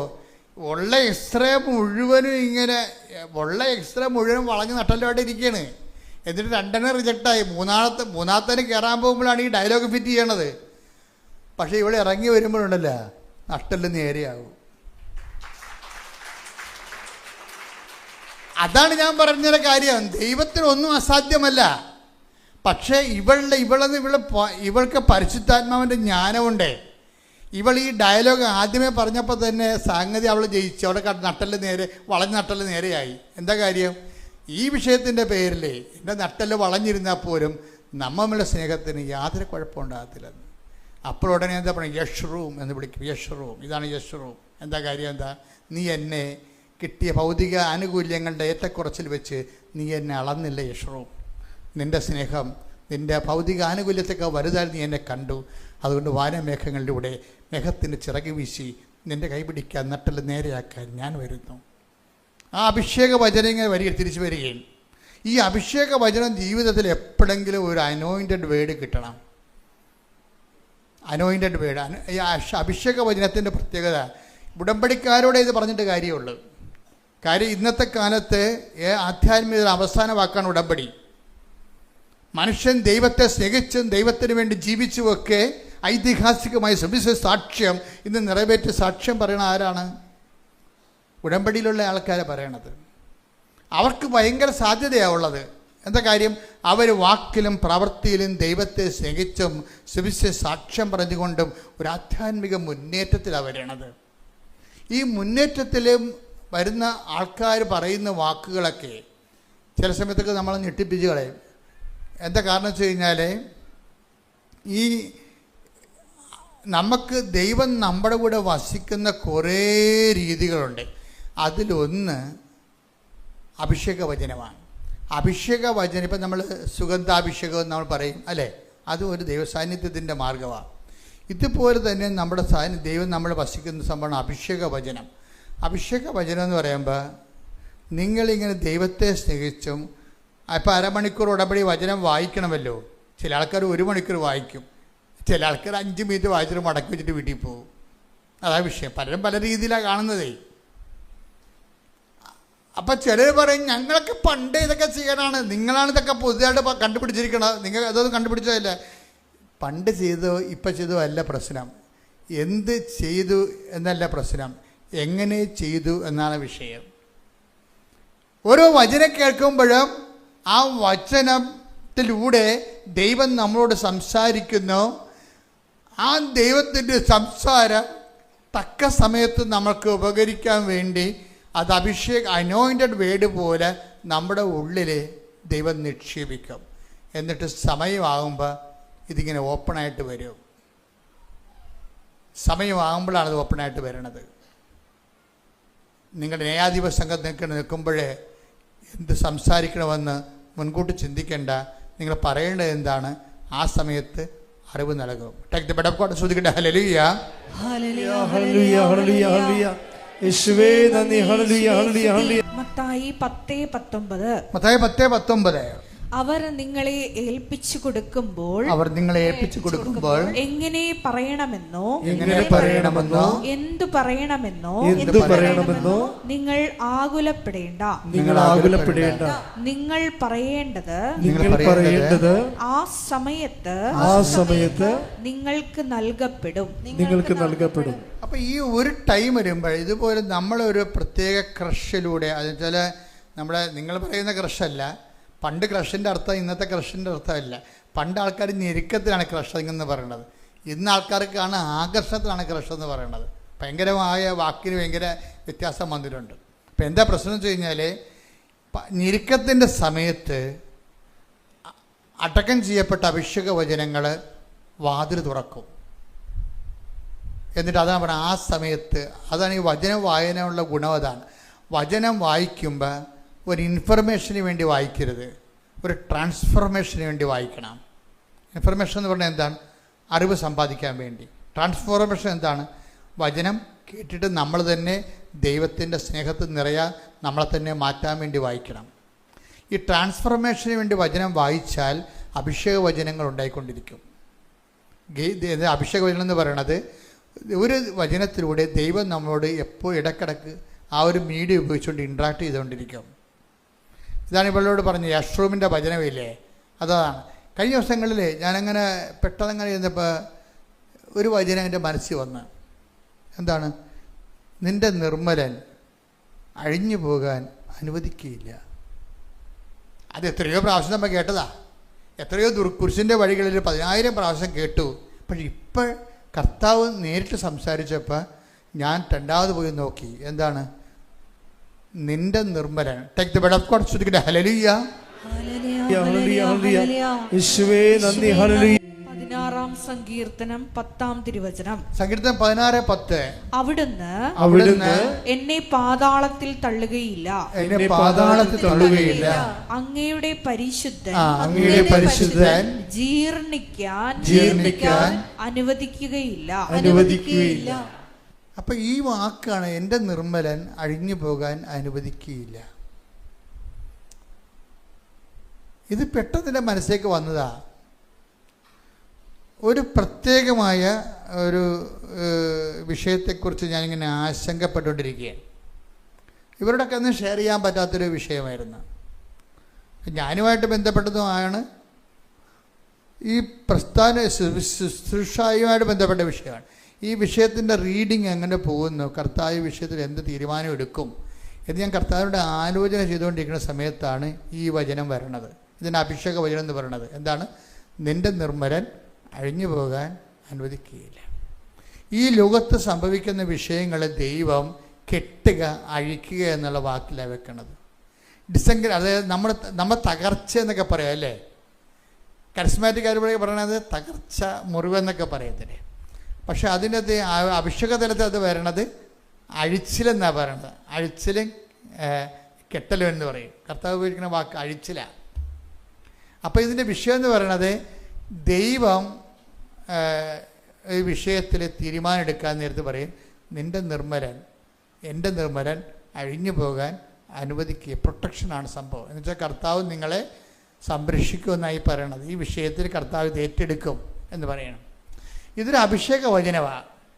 അഭിഷേക വചനം പറയും, ഇതിപ്പോൾ എല്ലാവർക്കും വേണ്ടതാണിത്. അത് നമുക്ക് ഈ വചനത്തിലൂടെ വരുന്നൊരു വിഷയം. അപ്പോൾ എന്നോട് പറഞ്ഞു, ഞാൻ ബൈബിളിൽ വായിച്ചിട്ട് ആ നിൻ്റെ എന്നുള്ള വാക്ക് വരച്ച് ചുവപ്പ് മഷിയിൽ വരച്ചിട്ട് നിൻ്റെ നിർമ്മലൻ, എൻ്റെ എന്നുള്ള എൻ്റെ നിർമ്മലൻ അഴിഞ്ഞു പോകാൻ അനുവദിക്കത്തില്ലെന്നല്ല. പിന്നെ എന്താ പ്രശ്നം? എൻ്റെ നിർമ്മലൻ, അവിടെ വിഷയം. ഉടമ്പടി ലക്ഷ്യം വെക്കുന്നത് അങ്ങനെയാണ്. ദൈവത്തിൻ്റെ സ്വകാര്യ ബന്ധത്തിലേക്കാണ് നിങ്ങളെ ഉടമ്പടി ചേർത്തിരിക്കുന്നത്. നിർഭാഗ്യവശാൽ നിങ്ങൾ ഉടമ്പടി ചെയ്തിരിക്കണ എന്ത് പരിപാടിയുമായിട്ടാണ്? നിങ്ങളുടെ വീട്, ജോലി, വിവാഹം, വിസ പ്രോസസ്സിങ്ങുമായിട്ടാണ്. അതാണ് വിഷയം വന്നിരിക്കുന്നത്. അതൊരു വല്ലാത്ത തോൽവിയാണ് ഈ വിഷയം. നിങ്ങൾ ഉടമ്പടി 3 പുതുക്കിയാലും 30 പുതുക്കിയാലും നിങ്ങളുടെ വിഷയമായിട്ട് നിങ്ങൾ ലിങ്കാകുന്നിടത്തോളം കാലം ഇത് വർക്കൗട്ട് ചെയ്യത്തില്ല. ഉടമ്പടി എന്ന് പറയുന്നത് it's bilateral agreement between you and God. നിങ്ങളും ദൈവവും തമ്മിലാണ്, അല്ല നിങ്ങളുടെ വസ്തുക്കളും തമ്മിലല്ല, നിങ്ങളുടെ വിഷയങ്ങളും തമ്മിലല്ല നിങ്ങൾ ഉടമ്പടി ചെയ്തിരിക്കുന്നത്. ഗതികേട് കൊണ്ടും വിവരമില്ലായ്മ കൊണ്ടും നിങ്ങൾ ദൈവാനുഗ്രഹത്തെ അളക്കണത് നിങ്ങൾക്ക് ഇട്ടിരിക്കുന്ന ആനുകൂല്യത്തിൻ്റെ അടിസ്ഥാനത്തിലാണ്. That is nonsense. എന്താ ചെയ്യേണ്ടത്? നിങ്ങൾ ഈ ഉടമ്പടി എന്ന് പറയുന്ന സാധ്യത, ദൈവം തുറന്നിട്ടിരിക്കുന്ന സാധ്യതയിലൂടെ ദൈവത്തിൻ്റെ മുമ്പിൽ എൻ്റെ നിർമ്മലനാകാൻ വേണ്ടി നിങ്ങൾ ശ്രമിക്കണം. എൻ്റെ ദൈവം എന്നെ കണ്ടു കഴിഞ്ഞാൽ എൻ്റെ കക്ഷിയാണെന്ന് പറയും. അത് അവസാനം വരെ പറയും. ദൈവം ഒരിക്കൽ പറഞ്ഞാൽ ഇടയ്ക്ക് പറയാതിരിക്കത്തില്ല. ദൈവത്തിൻ്റെ ഒരു പ്രത്യേകത അതാണ്. ദൈവത്തിൻ്റെ ഒരു പരാജയവും അതാണ്. ദൈവം ഒരിക്കൽ നിങ്ങളെ ഒരു റെക്കോർഡ് വീണ് കഴിഞ്ഞാൽ പിന്നെ നിങ്ങൾ ഇപ്പോൾ ഒരു ചാട്ടക്കാരൊക്കെ ചാടുമ്പോഴും അവരൊരു റെക്കോർഡ് ഇടും. ഇപ്പം 53 ഇഞ്ചെന്നൊക്കെ പറഞ്ഞ് റെക്കോർഡ് ഇട്ട് കഴിഞ്ഞാൽ അതാണ് 58 ഇഞ്ചാണ് നിങ്ങൾ ചാടിയെങ്കിൽ പിന്നെ നിങ്ങൾ വയസ്സാകുന്ന അനുസരിച്ചിട്ട് നിങ്ങൾക്ക് അത്രയും ചാടാൻ പറ്റത്തില്ല. അതായത് മനുഷ്യൻ ഒരിക്കലിട്ട റെക്കോർഡ് അവന് എല്ലാ കാലത്തും കീപ്പ് ചെയ്യാൻ പറ്റത്തില്ല. അവന് പ്രായമാകുന്നതനുസരിച്ചിട്ട് അത് കീപ്പ് ചെയ്യാൻ പറ്റത്തില്ല. പക്ഷെ ദൈവം കൗണ്ട് ചെയ്യണത് എന്തായിരിക്കും? നീ ഇട്ട റെക്കോർഡായിരിക്കും കൗണ്ട് ചെയ്യണത്. അത് ഭയങ്കര സീരിയസ്. അത് ദൈവത്തിൻ്റെ ഒരു തോൽവിയായിട്ടാണ് എനിക്ക് തോന്നിയിട്ടുള്ളത്. ഏതെങ്കിലും ഒരു കാലത്ത് നീ ഏറ്റവും നിലവാരമുള്ള ഒരു ദൈവസ്നേഹം കീപ്പ് ചെയ്തിട്ടുണ്ടെങ്കിൽ ദൈവവേദന പിന്നീട് നീ ഇത്തിരി കുറഞ്ഞു പോയാലും ദൈവം പരിഭവപ്പെടും എന്ന് പറയാം. നിനക്ക് മുമ്പുണ്ടായിരുന്ന സ്നേഹം ഇന്ന് ടേക്ക് ശ്രദ്ധിക്കട്ടെ. ഹല്ലേലൂയ, ഹല്ലേലൂയ, ഹല്ലേലൂയ, ഹല്ലേലൂയ. യേശുവേ നന്ദി. ഹല്ലേലൂയ, ഹല്ലേലൂയ, ഹല്ലേലൂയ. വെളിപാട് 2:4. വെളിപാട് 2:4. എങ്കിലും നിനക്കെതിരെ എനിക്കൊന്ന് പറയാനുണ്ട്. നിനക്ക് ആദ്യമുണ്ടായിരുന്ന സ്നേഹം നീ കൈവിടിഞ്ഞു. ഇടയ്ക്ക് ഇങ്ങനെ പരാതിപ്പെട്ടുകൊണ്ടിരിക്കും. കാര്യം എന്താണ്? ആദ്യം ഉണ്ടായിരുന്ന സ്നേഹത്തെ റെക്കോർഡ് ചെയ്തിരിക്കുകയാണ്. അത് ദൈവം. അപ്പം നമ്മുടെ മുമ്പിലുള്ളൊരു വിഷയം എന്താണെന്നറിയോ? നിങ്ങളൊരു നല്ല കണ്ണും കാണാപ്പഴ ചെയ്യും കേൾക്കാം ജീവിക്കുകയും ചെയ്യാമുള്ള കാലത്ത്, നല്ല കാലത്ത് നല്ല റെക്കോർഡ് ഇടാൻ നോക്കണം. അതാണ് നമ്മുടെ ഉടമ്പടി. നിങ്ങൾ ലക്ഷ്യം വെക്കേണ്ടത് അതാണ്.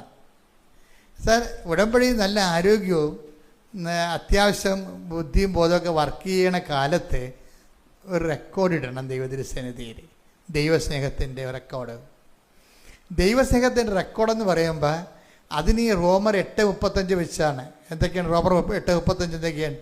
അവിടെയെല്ലാം ദൈവസ്നേഹത്തിന് നമ്മൾ അനുഭവിക്കുന്ന നെഗറ്റീവ് അനുഭവത്തെക്കാൾ മുകളിൽ നിർത്തുമ്പോഴാണ് റെക്കോർഡ് വീഴണത്. വായിച്ച് ക്രിസ്തുവിന്റെ സ്നേഹത്തിൽ നിന്ന് ആര് നമ്മെ വേർപെടുത്തും?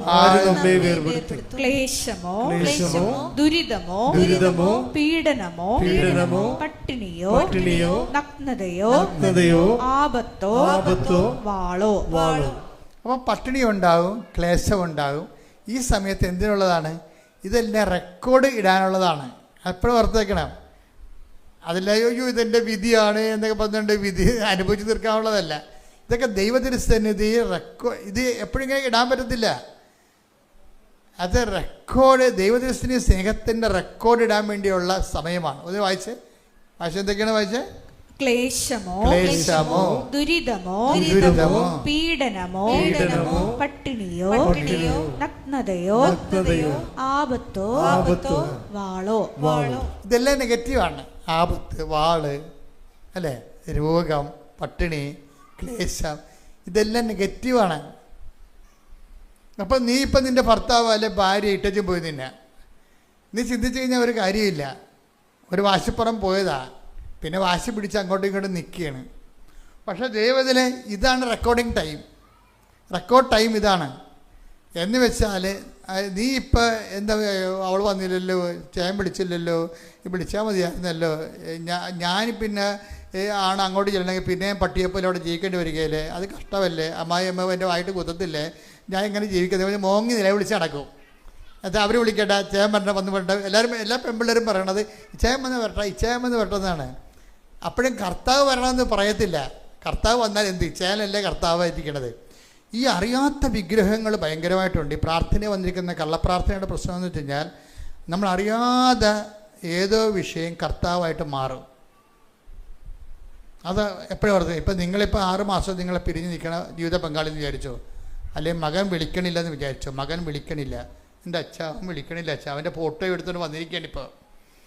അപ്പോൾ എന്ത് ഇപ്പോൾ വെച്ചാൽ മാതാവായാലും കർത്താവായാലും ഇപ്പം ഇവരെ കാണുമ്പോൾ ഓടിക്കളഞ്ഞ് മിക്കവാറും. എന്താ കാര്യം വെച്ച് കഴിഞ്ഞാൽ ഇവർക്ക് മാതാവ് മകളാണ്.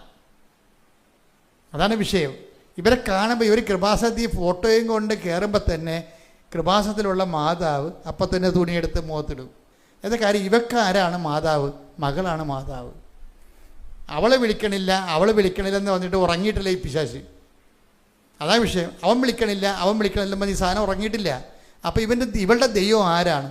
ആ വിളിക്കാത്ത ഭർത്താവോ ഭാര്യയോ ആരാണ്? ഈ സാധനം ഉള്ളതുകൊണ്ട് ഇത് വർക്കൗട്ട് ചെയ്യത്തില്ല. ഇത് റെക്കോർഡ് ഇടുന്ന ടൈമാണിത്. പരിശുദ്ധാത്മാവ് ഉണ്ടെങ്കിൽ മാത്രമേ പരിശുദ്ധാത്മാവ് ഇതൊക്കെ പറഞ്ഞു തരത്തുള്ളൂ. ലോകാരൂപി ഒന്നും പറഞ്ഞു, ലോകാരൂപിയിലാണെങ്കിൽ ഇതൊന്നും കിട്ടത്തില്ല നമുക്ക്. പരിശുദ്ധാരൂപി ഉണ്ടെങ്കിൽ പറയും, എൻ്റെ ദൈവത്തിലെ 6 മാസമല്ലേ, ഇനി ഒരു 6 കൊല്ലം കഴിയട്ടെന്ന് വിചാരിച്ചോ, നീ നിൻ്റെ വിശ്വാസത്തിൽ മുന്നോട്ട് പോകും. നിന്നെ കല്യാണം കഴിച്ചിരിക്കണ കർത്താവാണ്, അല്ല ഇന്നലെ നീ കണ്ടുമുട്ടിയ നിൻ്റെ 20ാമത്തെ വയസ്സ് കണ്ടുമുട്ടിയ ആളല്ല.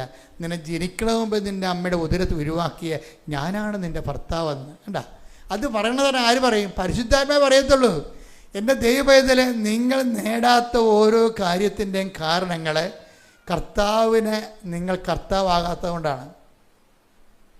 യേശു കർത്താവാണെന്ന് നമ്മൾ അധരം കൊണ്ട് ഏറ്റുപറയണമെന്ന് പറഞ്ഞില്ലേ? നിങ്ങൾ കർത്താവിൻ്റെ പോലും കാലെ പിടിക്കണത് എന്തിനാണ്? നിങ്ങളുടെ ദൈവമായിട്ട് കാണുന്ന ചില കാര്യങ്ങളുണ്ട്, അത് നടത്തിയെടുക്കാൻ വേണ്ടിയാണ് നിങ്ങൾ ഈ കർത്താവിൻ്റെ കാലെ പിടിച്ച് നടക്കണം. അത് ദൈവത്തിന് അറിയാം.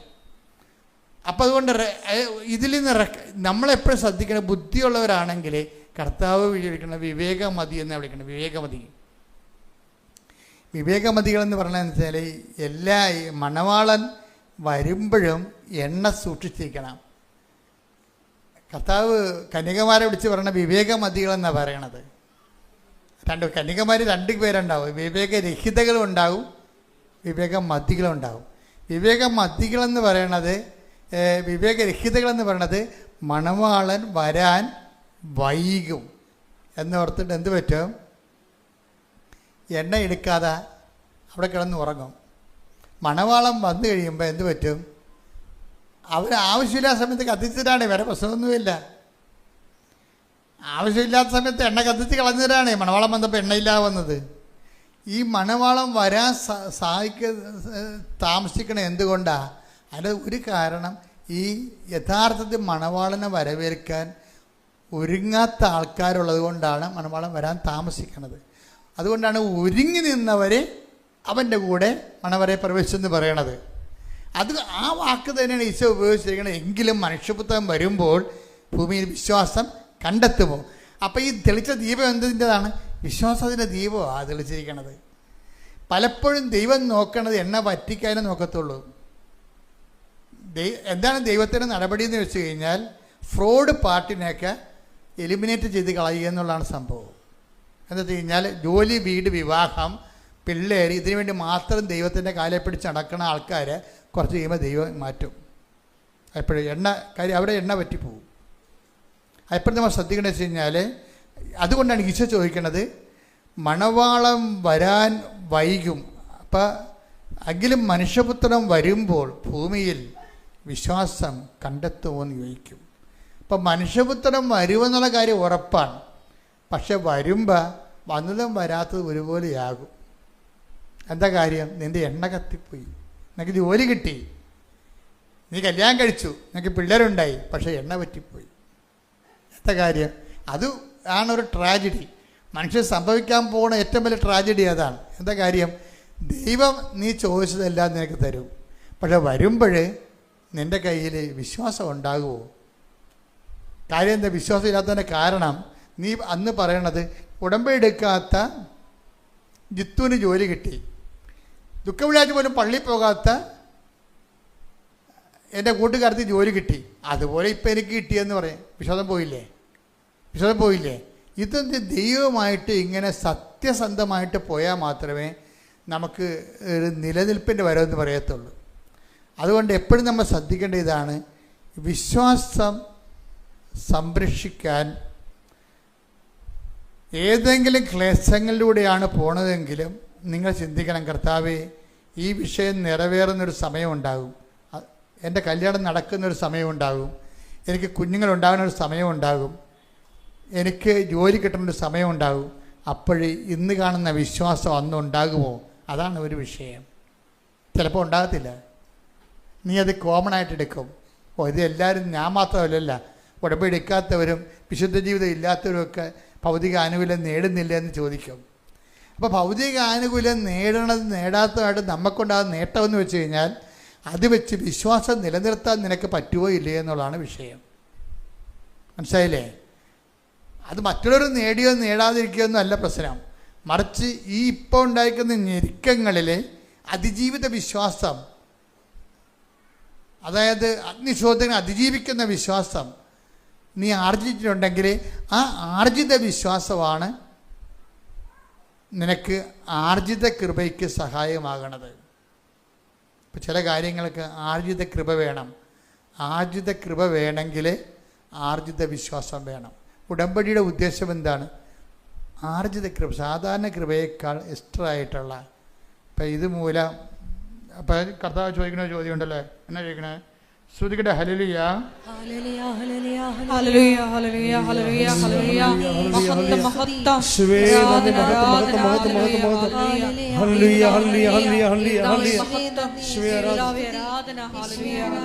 ഇപ്പം ഈ വചനങ്ങൾ ആർക്ക് ഗ്രഹിക്കാൻ കഴിയും? ഇത് കഠിനമാണെന്ന് പറയുമ്പോൾ ഈശോ പറയും ഇതിനുള്ള വരം ലഭിച്ചവർക്കല്ലാതെ അത് ഗ്രഹിക്കാൻ കഴിയത്തില്ല. അപ്പം വരം ലഭിക്കുന്നത് അന്നാണ് ഈ ആർജിത വിശ്വാസം എന്ന് പറയുന്നത്. ശ്രുതികട്ടെ ഹല്ലേലൂയ ഹല്ലേലൂയ ഹല്ലേലൂയ ഹല്ലേലൂയ ഹല്ലേലൂയ. യേശുവേ നന്ദി, യേശുവേ സ്തുതി. ഹല്ലേലൂയ ഹല്ലേലൂയ ഹല്ലേലൂയ ഹല്ലേലൂയ ഹല്ലേലൂയ. യേശുവേ മഹത്വം മഹത്വം. യോഹന്നാൻ 6:60. ഇത് കേട്ട് അവന്റെ ശിഷ്യരിൽ പലരും പറഞ്ഞു, ഈ വചനം കഠിനമാണ്, ഇത് ശ്രവിക്കാൻ ആർക്ക് കഴിയും? കഠിനകാലം ഉണ്ടാവും. ഇപ്പം നിങ്ങൾ ചില കഠിനകാലത്തിലാണ്. ഈ കഠിനകാലമാണ് റെക്കോർഡ് ടൈം എന്ന് പറയണത്. വളരെ ശ്രദ്ധിക്കണം. അതായത് കഠിനകാലം എന്ന് പറയുമ്പോൾ നമുക്ക് ഇനി ഒരടി മുന്നോട്ട് പോകാൻ പറ്റത്തില്ല. ഇത് നിറവേറാം, പക്ഷെ നിറവേറണമില്ല. കഴിഞ്ഞ ദിവസങ്ങളിൽ ആ സാക്ഷിയുടെ ഒരാളെന്ന് വെച്ചാൽ അനിലയുടെ സാക്ഷി എന്ന് വെച്ചാൽ അനില ജർമ്മനി പോകാൻ വേണ്ടി കുറേ ആൾക്കാർക്ക് ഏജൻസിക്ക് ഉടമ്പടി എടുത്തിട്ട് ഉടമ്പടിയിലാണ്. എന്നിട്ട് ജർമ്മനി പോകാൻ വേണ്ടി ഫയൽ പ്രോസസ്സിങ്ങിന് കൊടുത്ത്. അപ്പോൾ അങ്ങനെ കൊടുത്ത് മൂന്ന് പേർക്ക് കൊടുത്ത്. ആദ്യം കൊടുത്ത് അത് ഫ്ലോപ്പായിപ്പോയി. രണ്ടാമത് പേരെ ഏജൻസിക്ക് കൊടുത്ത്. അവർ പറഞ്ഞ് ഞങ്ങളിത് ആദ്യമാണ്, നോക്കാം. അതും ഫ്ലോപ്പായിപ്പോയി. മൂന്നാമത്തത് പറയും ഈ ഫിസിയോതെറാപ്പിസ്റ്റിനെ അവർക്ക് വേണ്ടെന്ന് പറഞ്ഞെന്ന് അവസാന കൈക്ക് പറയും. അങ്ങനെ ഈ ഒരു ഉടമ്പടി എടുത്ത് 1 കൊല്ലമായി. പക്ഷേ 3 ഏജൻസികളും ഫ്ലോപ്പായിപ്പോയി. മനസ്സിലായില്ല? ഇതാണ് കഠിനകാലം എന്ന് പറയുന്നത്. ഈ വചനം കഠിനമാണെന്ന് പറഞ്ഞില്ലേ? കഠിനകാലത്ത് ചില ആൾക്കാർ വിചാരിക്കും 3 ഫ്ലോപ്പായില്ലേ, അപ്പോൾ ഇനിയിപ്പോൾ പ്രത്യക്ഷിക്കുന്ന പ്രാർത്ഥനയ്ക്ക് തോന്നുമ്പോൾ ചെല്ലാം, രോഗികളെ പോയി കാണണമെന്നില്ല, വല്ലതും കണ്ടേക്കൊള്ളാം. അപ്പം പിന്നെ നമ്മൾ ഉഴപ്പും. കഠിനകാലം എന്താണ്? അതായത് സ്റ്റാൻഡേർഡ് ഉഴപ്പുകാർക്കാണ് കഠിനകാലം കൂടുന്നത്. എപ്പോഴും ഓർത്തേക്കണം. കാര്യം അവരുടെ വയറ്റിപ്പഴപ്പിന് വേണ്ടി മാത്രം അനുഗ്രഹം അടിച്ചു മാറ്റി തല തുണിയിട്ട് മുങ്ങാൻ വേണ്ടി വന്നിരിക്കുന്ന ആൾ സാക്ഷ്യം പോലും പറയത്തില്ല.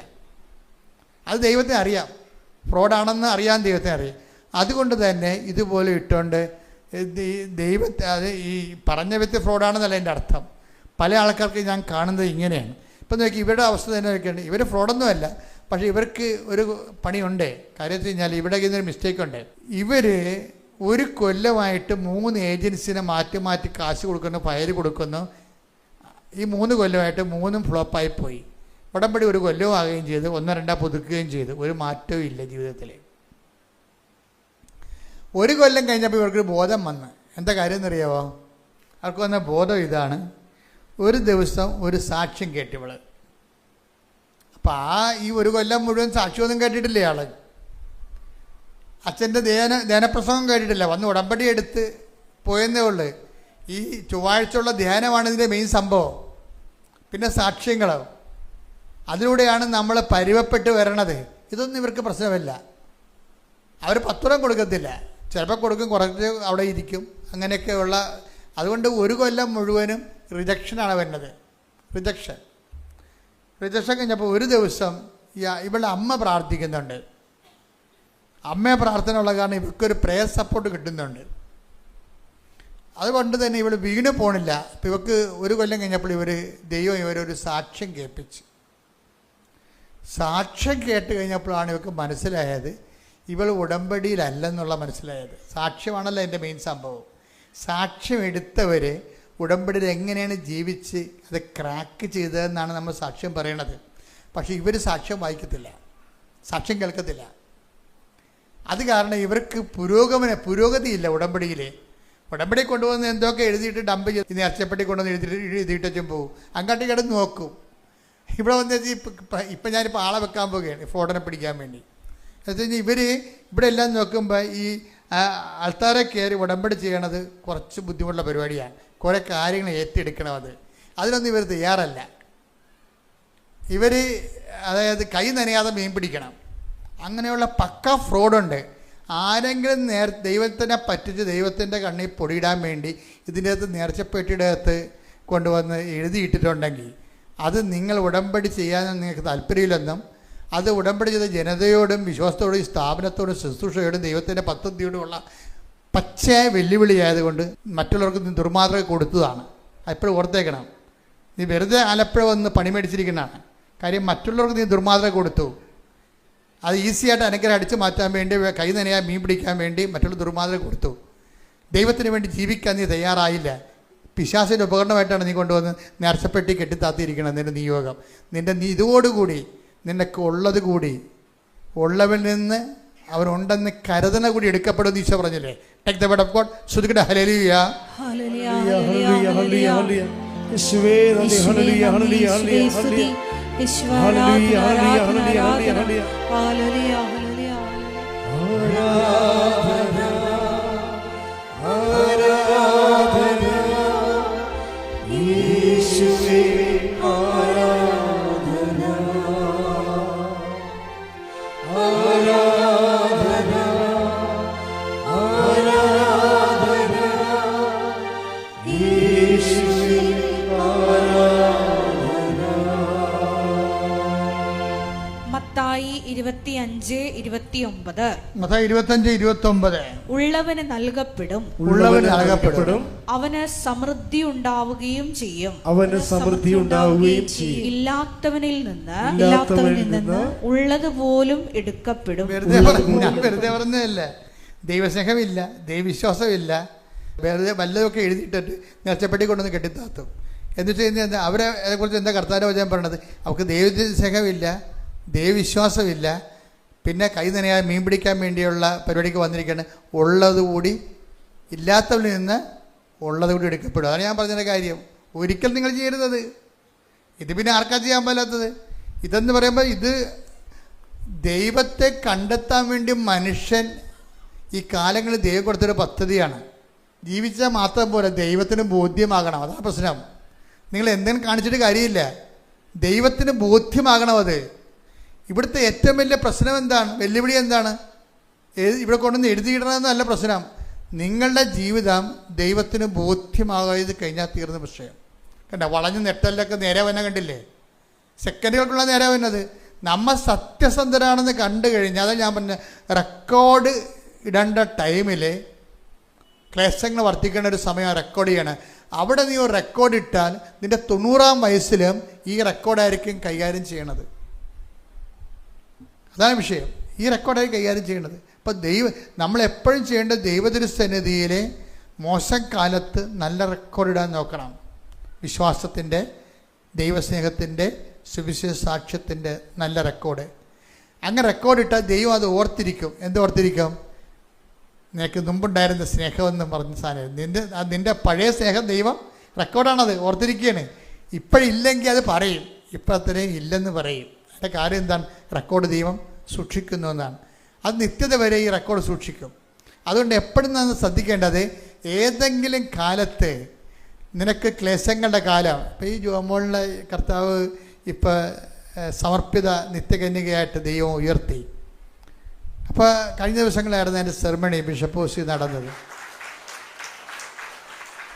അപ്പം ഞാൻ എപ്പോഴും ഓർക്കും, ഇവരെക്കുറിച്ച് ഓർക്കണമെന്ന്, ഞാൻ ഒരിക്കൽ ഇവരുടെ അമ്മയെ കണ്ടപ്പോൾ ഞാൻ ചോദിച്ചു, ചേച്ചി ജോമോളിനെ കർത്താവിനെ ഏൽപ്പിക്കുകയാണോ? അപ്പോൾ അവരെന്നോട് പറഞ്ഞു, അതേ അച്ഛാ, അവൾ കർത്താവിനുള്ളതാണെന്ന് പറഞ്ഞു. കാര്യം ഞാൻ ചോദിച്ചു വെച്ചാൽ, ഇവർക്ക് 3 കൊല്ലമോ മറ്റേ ആമവാദമായിരുന്നു. ആമവാദം. അപ്പം ഈ തല തൊട്ട് ഈ തലമുടി തൊട്ട് നഖം വരെ ഇങ്ങനെ മരവിച്ചിരിക്കും. കിടന്നാൽ തിരിയാൻ പറ്റത്തില്ല. സർവ്വ അസ്ഥികളും പേശികളും ഇങ്ങനെ വേദനിക്കും. പക്ഷെ ഇവർ പുറത്ത് പറയത്തില്ല. ഇവർ കിടക്കുമ്പോൾ തന്നെ ഈ തിരിയണമെങ്കിൽ കുറേ സമയം എടുക്കും. ഞരങ്ങി മൂളി വേദനിച്ചാണ് തിരിയണത്. ഈ തിരിയുമ്പോൾ ഇവിടെ കൈ കൊന്ത ഉണ്ടാകും. അതാണ് വിഷയം. ഈ ഇങ്ങനെ തിരിഞ്ഞ് കിടക്കുമ്പോഴും ആരെങ്കിലും തിരിച്ചിടാൻ ഉണ്ടാകത്തില്ല. വീട്ടിലല്ല, അവരിവിടെ ഒരു സ്ഥലത്ത് താമസിക്കുമായിരുന്നു അന്ന്. ഇവിടെ കൃപാസനത്തിൽ താമസിക്കുന്ന മുമ്പ് ഇവിടെ ജോലി ചെയ്യും, രാത്രി അവിടെ പോയി താമസിക്കും. അപ്പോൾ അവരെ തിരിച്ചിടാൻ പോലും ആരുമില്ല. പക്ഷെ ആ സമയത്ത് ഒരു കൊന്ത കയ്യിൽ നിന്ന് കളയത്തില്ല. വെറുതെ കൊന്തയെ പിടിച്ചിരിക്കുകയല്ല, അതിനുള്ളിൽ അവർ 1000 മണി ജപമാലയൊക്കെ ചെല്ലും. 1000 മണി ജപമാലയൊക്കെ ചെല്ലും. ഈ ആമവാദം വെച്ചുകൊണ്ട് 1000 മണി ചൊല്ലിപ്പിടിക്കും. ഇത് റെക്കോർഡ് ടൈമാണത്. അത് ഞാൻ നിങ്ങളുടെ പറഞ്ഞു, റെക്കോർഡ് ഇട്ടിരിക്കുന്നതാണ്. ഇനി ജോമോളിന് ഉണ്ടെങ്കിൽ ഒരു സമയമുണ്ടെങ്കിൽ അങ്ങനെ വരുമെന്ന് എനിക്ക് തോന്നില്ല. അത് റെക്കോർഡ് ഇട്ടിരിക്കുന്ന ടൈമാണ്. റെക്കോർഡ് ടൈം എന്ന് പറയും. ആ റെക്കോർഡ് ടൈം കഴിഞ്ഞപ്പോൾ എനിക്ക് മനസ്സിലായി, കർത്താവ് ശരീരത്തിൻ്റെ കലപ്പ ഒടിച്ചതാണെന്ന് മനസ്സിലായി. ദൈവവിളിയുടെ ഒരു സംഭവമാണ് കലപ്പ ഒടിച്ച് കളയും. എലീഷാനെ വിളിച്ച സമയത്ത് ഏലിയയുടെ മേലങ്കി കൊണ്ടുവന്ന് എലീഷയുടെ മുമ്പിൽ ഇട്ട് കൊടുത്ത്, എലീഷ മേലങ്കി ശുശ്രൂഷയുടെ കാര്യമായതുകൊണ്ട് എലീഷയ്ക്ക് പെട്ടെന്ന് ഓടിത്തിരിഞ്ഞ് പറയും, പ്രഭു ഞാൻ വീട്ടിൽ നിന്ന് അപ്പനെ ചുംബിക്കട്ടെ എന്ന് ചോദിക്കും. അത് നിൻ്റെ കാര്യമെന്ന് പറയും.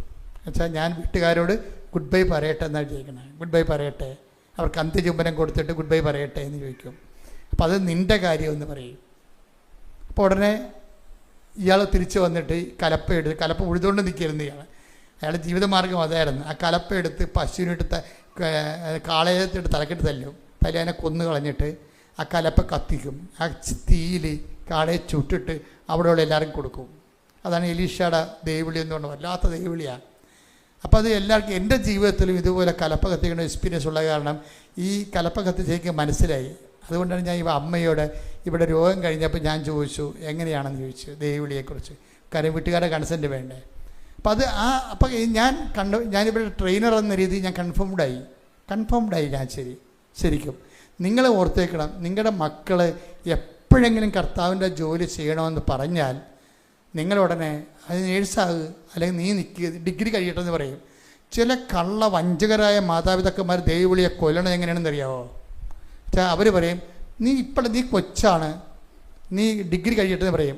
ഡിഗ്രി കഴിയുമ്പോൾ വീട്ടുകാർക്ക് അറിയാം ഇവിടെ പോകത്തില്ലെന്ന്. തട്ടിപ്പാണ് ശരിക്കും പറഞ്ഞാൽ. അത് ദൈവത്തോട് കാണിച്ച തട്ടിപ്പാണ്. അതുകൊണ്ട് തന്നെ ആ മക്കളെ ഓർത്തുകൊണ്ട് മാതാപിതാക്കന്മാർക്ക് ഇനി നിത്യത വരെ ദുഃഖിക്കേണ്ടി വരും. എന്താ കാര്യം? ദൈവം വിളിച്ചിട്ട് നിങ്ങൾ വിട്ടുകൊടുത്തില്ല. ഞാൻ ഇടവേ ചെന്നപ്പോൾ ഒരു വല്യമ്മ വന്ന് എന്നെ പരിചയപ്പെട്ട്. അപ്പോൾ വല്യമ്മയുടെ കൂടെ നിൽക്കണ മെഡിസിൻ്റെ സോഡാറ്റിക്കാരും പറഞ്ഞ് ഈ വല്യമ്മക്ക് 10 മക്കളുണ്ടായിരുന്നെന്ന് പറയും. അപ്പം ഞാൻ പറഞ്ഞു, ആരെങ്കിലും കർത്താവിന് കൊടുത്താ? ഇല്ല, ആരെയും കൊടുത്തില്ല. ഞാൻ പറഞ്ഞു, പട്ടി പ്രസവിച്ച പോലെ ആയല്ല. തീർന്നില്ല പരിപാടി. അമ്മയുടെ കയ്യിലല്ലേ ഇരിക്കണത്. അമ്മയല്ലേ അതിന് വേണ്ടി പ്രാർത്ഥിച്ച് ഉപവസിച്ച് ഒരുക്കിയും അപ്പൻ്റെ സപ്പോർട്ട് വാങ്ങിച്ചും കർത്താവ്. നിങ്ങൾക്ക് തോന്നണുണ്ടോ ഈ ദൈവവിളി എന്ന് പറഞ്ഞാൽ നിസ്സാര കാര്യമാണെന്ന്? അച്ഛനും കന്യാസ്ത്രീയൊക്കെ വായിക്കണ ആൾക്കാർക്ക് തോന്നി വായിക്കണത് അത് വലുതാക്കാതെ എന്ത് പറയും? ഞങ്ങളൊക്കെ എന്ത് മതം കേട്ടിരിക്കണത്, ഞാൻ ഇന്നും കേട്ടോണ്ടിരിക്കുകയല്ലേ. എന്താ കാര്യം? അതൊക്കെ നമ്മുടെ എക്സ്പെൻഡിച്ചറാണ്. ഈ വിളി സ്വീകരിച്ചതിന് നമ്മുടെയൊക്കെ വാങ്ങിച്ച വിലകളാണത്. വഞ്ചകനാണ്, തട്ടിപ്പാണ് എന്നൊക്കെ പറയത്തില്ല ആൾക്കാർ. അപ്പോഴെന്താ, നമ്മളതിൻ്റെ പേയ്മെൻറ്റ് നടത്തിക്കൊണ്ടിരിക്കുകയാണ്. We have to pay it. ഞാൻ നിങ്ങളോട് ആദ്യമേ പറഞ്ഞു, നിങ്ങളോട് ആദ്യം എന്താണ്, ദൈവത്തിനൊന്നും അസാധ്യമല്ല, പക്ഷെ ഒന്നും ലളിതമല്ലെന്ന് പറഞ്ഞു ഇല്ലേ? പറഞ്ഞില്ലേ? എൻ്റെ അർത്ഥം എന്താണ്? ഈ നീതി പൈതൽ എന്ന് പറഞ്ഞ സംഭവം എന്ന് പറയുന്നത്, നമ്മൾ ദൈവത്തിന് വേണ്ടി ജീവിക്കുന്നുവെന്നുള്ളത് ദൈവത്തെ ബോധ്യപ്പെടുത്തണമെന്നുണ്ടെങ്കിൽ അതിൻ്റെ പേയ്മെൻറ്റ് നടത്തേണ്ടി വരും. അത് ചിലപ്പോൾ ക്യാഷായിട്ട് വരും, സഹനമായിട്ട് വരും, ചിലപ്പോൾ തെറ്റിദ്ധാരണയായിട്ട് വരും, ചിലപ്പോൾ നമ്മൾ ബ്രാൻഡഡായിട്ട് വരും. അങ്ങനെയുള്ളൊരു പേയ്മെൻറ്റ് കൊടുത്തു കഴിയുമ്പോൾ നമ്മളത് സന്തോഷത്തോടെ കൊടുക്കണം. അതാണ് സന്തോഷത്തോടെ പോയി തനിക്കുള്ളതെല്ലാം വിറ്റെന്നല്ലേ പറയണത്. നിങ്ങളുടെ മക്കളോട് നിങ്ങൾ പറയണം, നിങ്ങൾ ദൈവത്തിന് കൊടുത്താൽ ദൈവത്തിൻ്റെതാണത്. ദൈവത്തിന് കൊടുത്താൽ ദൈവത്തിൻ്റെതാണ്. ചില അപ്പനും അമ്മയും കൊടുക്കും. ഇപ്പോൾ പരിപാടി ഉണ്ടായി വെച്ചാൽ എന്തിനാണ് മക്കളെ യൂറോപ്പിൽ വിടാൻ വേണ്ടിയാണ്, എന്നാൽ പിന്നെ ആഫ്രിക്ക വിടാൻ പാടില്ലേ? ചിലർ ദൈവം വിളിക്കാൻ വേണ്ടി ഞാൻ ദൈവത്താന്നാണ് ദൈവത്തിന് കൊടുത്ത്. എന്താണ്, അവനെ കൊണ്ട് പാസ്പോർട്ട് എടുപ്പിച്ചുകൊണ്ടിരിക്കുകയാണ്. എന്താ കാര്യം? അവനെ ചാടിച്ച് യൂറോപ്പിൽ വിടണം, എങ്ങനെയെങ്കിലും 10 പൈസ ഉണ്ടാക്കിയിട്ട് കുടുംബം നന്നാക്കണം. അതും ദൈവവിളിയൊന്നും അല്ല. ദൈവത്തിന് കൊടുക്കുന്നത് മിഷനറി ഒന്നും പ്രതീക്ഷിക്കരുത്. അത് ദൈവത്തിന് കൊടുക്കേണ്ടതാണ്. അല്ല ഇടയ്ക്കിടയ്ക്ക് മകനെ വീട്ടിൽ വിളിച്ച് വരുത്തി, മകളെ വീട്ടിൽ വിളിച്ച് വരുത്തി സൽക്കരിച്ച് മകൻ വണ്ടി എടുത്ത് വീട്ടിൽ പോയി ഈ കളിയും കച്ചവടം കഴിഞ്ഞാൽ കുറച്ച് കഴിയുമ്പോൾ കൃപ നഷ്ടപ്പെട്ടു പോകും. ഇതിൻ്റെ പ്രശ്നം വെച്ച് കഴിഞ്ഞാൽ ഇതെന്ന് പറയണത് കർത്താവിൻ്റെ വിശുദ്ധമായ രക്തത്തിലാണ് ഈ കൃപകളെല്ലാം ഉൽപ്പാദിപ്പിക്കപ്പെട്ടിരിക്കുന്നത്. അപ്പം നമ്മളൊക്കെ ചിലപ്പോൾ സൗജന്യ ദാനമാണെന്നൊക്കെ പറയണതേ ഉള്ളൂ. പേയ്മെൻറ്റ് നടത്തണം, അതിന് പേയ്മെൻറ്റ് നടത്തണം. അപ്പം അങ്ങനെ പേയ്മെൻറ്റ് നടത്തുമ്പോൾ നിങ്ങൾ ഒരു കുഞ്ഞെങ്കിലും നിങ്ങളോട് ദൈവവിളിയെക്കുറിച്ച് പറഞ്ഞാൽ നിങ്ങൾ പ്രോത്സാഹിപ്പിക്കണം അത്. അല്ലെങ്കിൽ പറയും, എടീ ഇതിനൊക്കെ പ്രാന്താണ്, ഈ കാലത്ത് വലിയൊരു രീതിയിൽ പണിക്ക് പോകുക, അവർ നിനക്ക് കിണറ്റ് മുന്തിയിടുമെന്ന്. ആര്? മനോരോഗികളൊക്കെ പോയി കിണറ്റ് ചടിച്ചെടുത്തിട്ടുണ്ട്. അതിന് മടക്കാരെന്ത് ചെയ്യണം? കിണറ്റ്, അതായത് അതിന് മടങ്ങാരെന്ത് ചെയ്യണം? അതെല്ലാം നമ്മുടെ ശുശ്രൂഷകളോട് എതിർപ്പുള്ളവരെ നമ്മളെ കരുതേക്കാൻ വേണ്ടി അതെല്ലാം നമുക്കെതിരെ ഉപയോഗിക്കുന്നതാണ്. അങ്ങനെ ഉപയോഗിക്കുമ്പോഴും വീണ്ടും ഇവിടെ ദൈവവിളി വർദ്ധിച്ചുകൊണ്ടിരിക്കുകയാണ്. എന്താ കാര്യം? കർത്താവിൻ്റെ വേല, ദൈവമായിട്ട് സ്നേഹമുള്ളവരെ, ദൈവത്തിന് വേണ്ടി ജീവിക്കുന്നവരെ അവരെന്നും കാലത്ത് ഉണ്ടാകും. എന്താ കാര്യം വെച്ച് കഴിഞ്ഞാൽ അതുകൊണ്ട് തന്നെ നിങ്ങൾക്ക് എപ്പോഴെങ്കിലും കർത്താവിൻ്റെ ഒരു വിളി തോന്നിയാൽ നിങ്ങൾ എന്നോട് പറയണം, അച്ഛാ എനിക്ക് ജീവിതകാലം മുഴുവൻ കർത്താവിന് വേണ്ടി ജീവിക്കാൻ വേണ്ടി തോന്നണമെന്ന് പറയണം. അപ്പം നിങ്ങൾ ജെനുവിനാണെങ്കിൽ ഞാൻ 3 കൊല്ലം എൻ്റെ കൂടെ നിർത്തി നിങ്ങൾ ശുശ്രൂഷയ്ക്ക് ഏൽപ്പിക്കും. നിങ്ങൾ ജെനുവിനാണ് നിങ്ങൾക്ക് തോന്നിയ പ്രാർത്ഥനാ ജീവിതം സത്യസന്ധമാണെന്ന് തോന്നിക്കഴിഞ്ഞാൽ സ്വാഭാവികമായിട്ട് നിങ്ങൾ അടുത്ത നടപടികളിലേക്ക് കടക്കും. നമ്മൾ അപ്പോൾ എപ്പോഴും നമ്മൾ ശ്രദ്ധിക്കേണ്ടത് ഒരു ദൈവവിളി തോന്നണം, കൃപാസനത്തിൽ തോന്നണമെന്നുണ്ടെങ്കിൽ കൃപാസന അമ്മയുടെ പ്രത്യക്ഷീകരണത്തെ ലോകത്തിന് കൈമാറാൻ വേണ്ടിയുള്ള മിഷനായിട്ടാണ് തോന്നേണ്ടത്. ഇപ്പം ജോമള അതിനാണ് ഈ ശുശ്രൂഷ സ്വീകരിച്ചിരിക്കുന്നത്. അത് എത്രയോ 10-12 കൊല്ലം ഇവിടെ ജീവിച്ചില്ലേ. അതുപോലെ തന്നെ നിങ്ങൾക്ക് എൻ്റെ മക്കളെ ദൈവവിളി, ഇപ്പം ഞാൻ അമ്മയെ നേരെ കണ്ട ഒരാളാണ്. എന്താണ് ദൈവവിളിക്ക് കുറവ് വന്നതെന്ന് ചോദിച്ചു കഴിഞ്ഞാൽ ദൈവാനുഭവം ഉള്ളവരുടെ കുറവാണ് ദൈവവിളിക്ക് കുറവ് വന്നതിൻ്റെ കാരണം. വേറെ ഒന്നുമല്ല. കാര്യം ദൈവവിളിക്ക് ഒപ്പം തരാൻ ലോകത്തിൻ്റെ ഒന്നുമില്ല. ഒരു ദൈവവിളിക്കൊപ്പം തരാൻ ലോകത്തിൻ്റെ കയ്യിലൊന്നുമില്ല. നിങ്ങൾക്ക് ഇനി 16 ലക്ഷം രൂപ ശമ്പളം കിട്ടുമെന്ന് പറഞ്ഞാലും ഒരു കഥയുമില്ല. ദൈവവിളി എന്ന് പറയുമ്പോൾ അത് എപ്പോഴും ഈശോ പറയണത്, ഞാൻ ചെയ്തത് എന്താണെന്ന് ഇപ്പം നിനക്ക് മനസ്സിലാവത്തില്ല, പിന്നീട് മനസ്സിലാകും. പല മാതാപിതാക്കന്മാരും കുടുംബങ്ങളും നിലനിൽക്കുന്നതും. എൻ്റെ കുടുംബം 120 കൊല്ലം മുമ്പ് ചേട്ടൻ അനിയനെ വെടിവെച്ച് വന്ന കുടുംബമാണ് എൻ്റെത്. എൻ്റെ ജീവിതത്തിൽ എഴുതിയിട്ടുണ്ടത്. ചേട്ടന് അനിയനെ വെടിവെച്ച് വന്നു. അപ്പോൾ എൻ്റെ അപ്പൻ എന്നോട് കുഞ്ഞുനാളിൽ പറയാം, മകനെ ഇതാണ് നമ്മുടെ കുടുംബം. എന്തെങ്കിലും നിൻ്റെ കയ്യിൽ കാശായിരിക്കണ കാലത്ത് നമ്മുടെ കുടുംബത്തോട് കർത്താവ് പൊറുക്കുമെന്ന് പറയും. അപ്പം ഞാൻ എന്നും പ്രാർത്ഥിച്ചുകൊണ്ടിരുന്നത് എൻ്റെ കുടുംബത്തിൽ കാസ വരാൻ വേണ്ടി, എൻ്റെ കയ്യിൽ കാസ വരാൻ വേണ്ടിയാണ്. എനിക്കതിൻ്റെ അകത്ത് എന്തെങ്കിലും കർത്താവിന് കൊടുക്കണ പോലെയോ അല്ലെങ്കിൽ അത് നഷ്ടപ്പെട്ട പോലെയോ എനിക്ക് തോന്നിയിട്ടില്ല. എനിക്ക് തോന്നിയത് കർത്താവിനെ നേടിയെന്നാണ് തോന്നിയത്. അത് തോന്നിയത് മാത്രമല്ല, അത് പിന്നീടുണ്ടായിരുന്ന മുഴുവൻ അനുഭവങ്ങൾ അങ്ങനെയാണ്. ഞാൻ എപ്പോഴും ഈശോയോട് പറയുവേ, 10ാം ക്ലാസ്സിൽ പെട്ടിയെടുത്ത് ഇറങ്ങിയപ്പോഴേ നീ ഇത്രയും വലിയ സംഭവമാണെന്ന് എനിക്കറിയത്തില്ലായിരുന്നു. പക്ഷേ എനിക്കറിയാഞ്ഞ കാലത്ത് നീ എന്നെ വിളിച്ചതിന് നന്ദി പറയണമെന്ന് പറയും. അറിവുണ്ട്, എനിക്കറിയാഞ്ഞ കാലത്ത് നീ എന്നെ വിളിച്ചില്ലേ, അതിന് ഞാൻ നന്ദി പറയണത്. അതിനാണ് എൻ്റെ ഏറ്റവും വലിയ നന്ദി എന്ന് പറയുന്നത്. നമുക്കറിയാഞ്ഞ കാലത്ത് നമ്മളെ വിളിച്ചു, ഇവിടെ വന്ന് അവൻ്റെ കൂടെ കൂടിയപ്പോഴല്ലേ മനസ്സിലായത് അവൻ ആരാണെന്ന്. അവനെക്കുറിച്ച് പഠിക്കാനൊത്ത്, അവനെക്കുറിച്ച് ചിന്തിക്കാനൊത്ത്, അവനെക്കുറിച്ച് ധ്യാനിക്കാനൊത്ത്, അവൻ്റെ കൂടെ ജീവിക്കാനൊത്ത്. എന്തൊരു സംഭവമാണ്.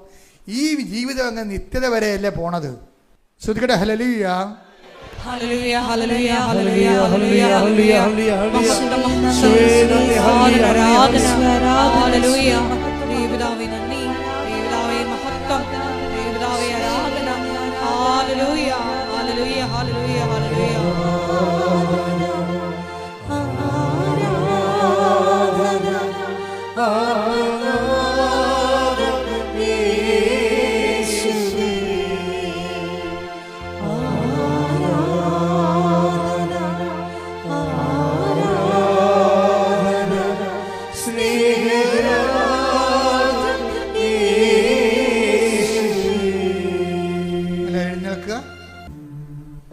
എൻ്റെ പ്രിയപ്പെട്ടവരെ, അനില സാക്ഷ്യങ്ങൾ കാണാൻ തുടങ്ങിയപ്പോൾ അവളുടെ ഉടമ്പടിയിൽ അവർ ചെയ്തുകൊണ്ടിരുന്ന കാര്യങ്ങൾ എന്തുമാത്രം തെറ്റാണെന്നൊക്കെ മനസ്സിലായി.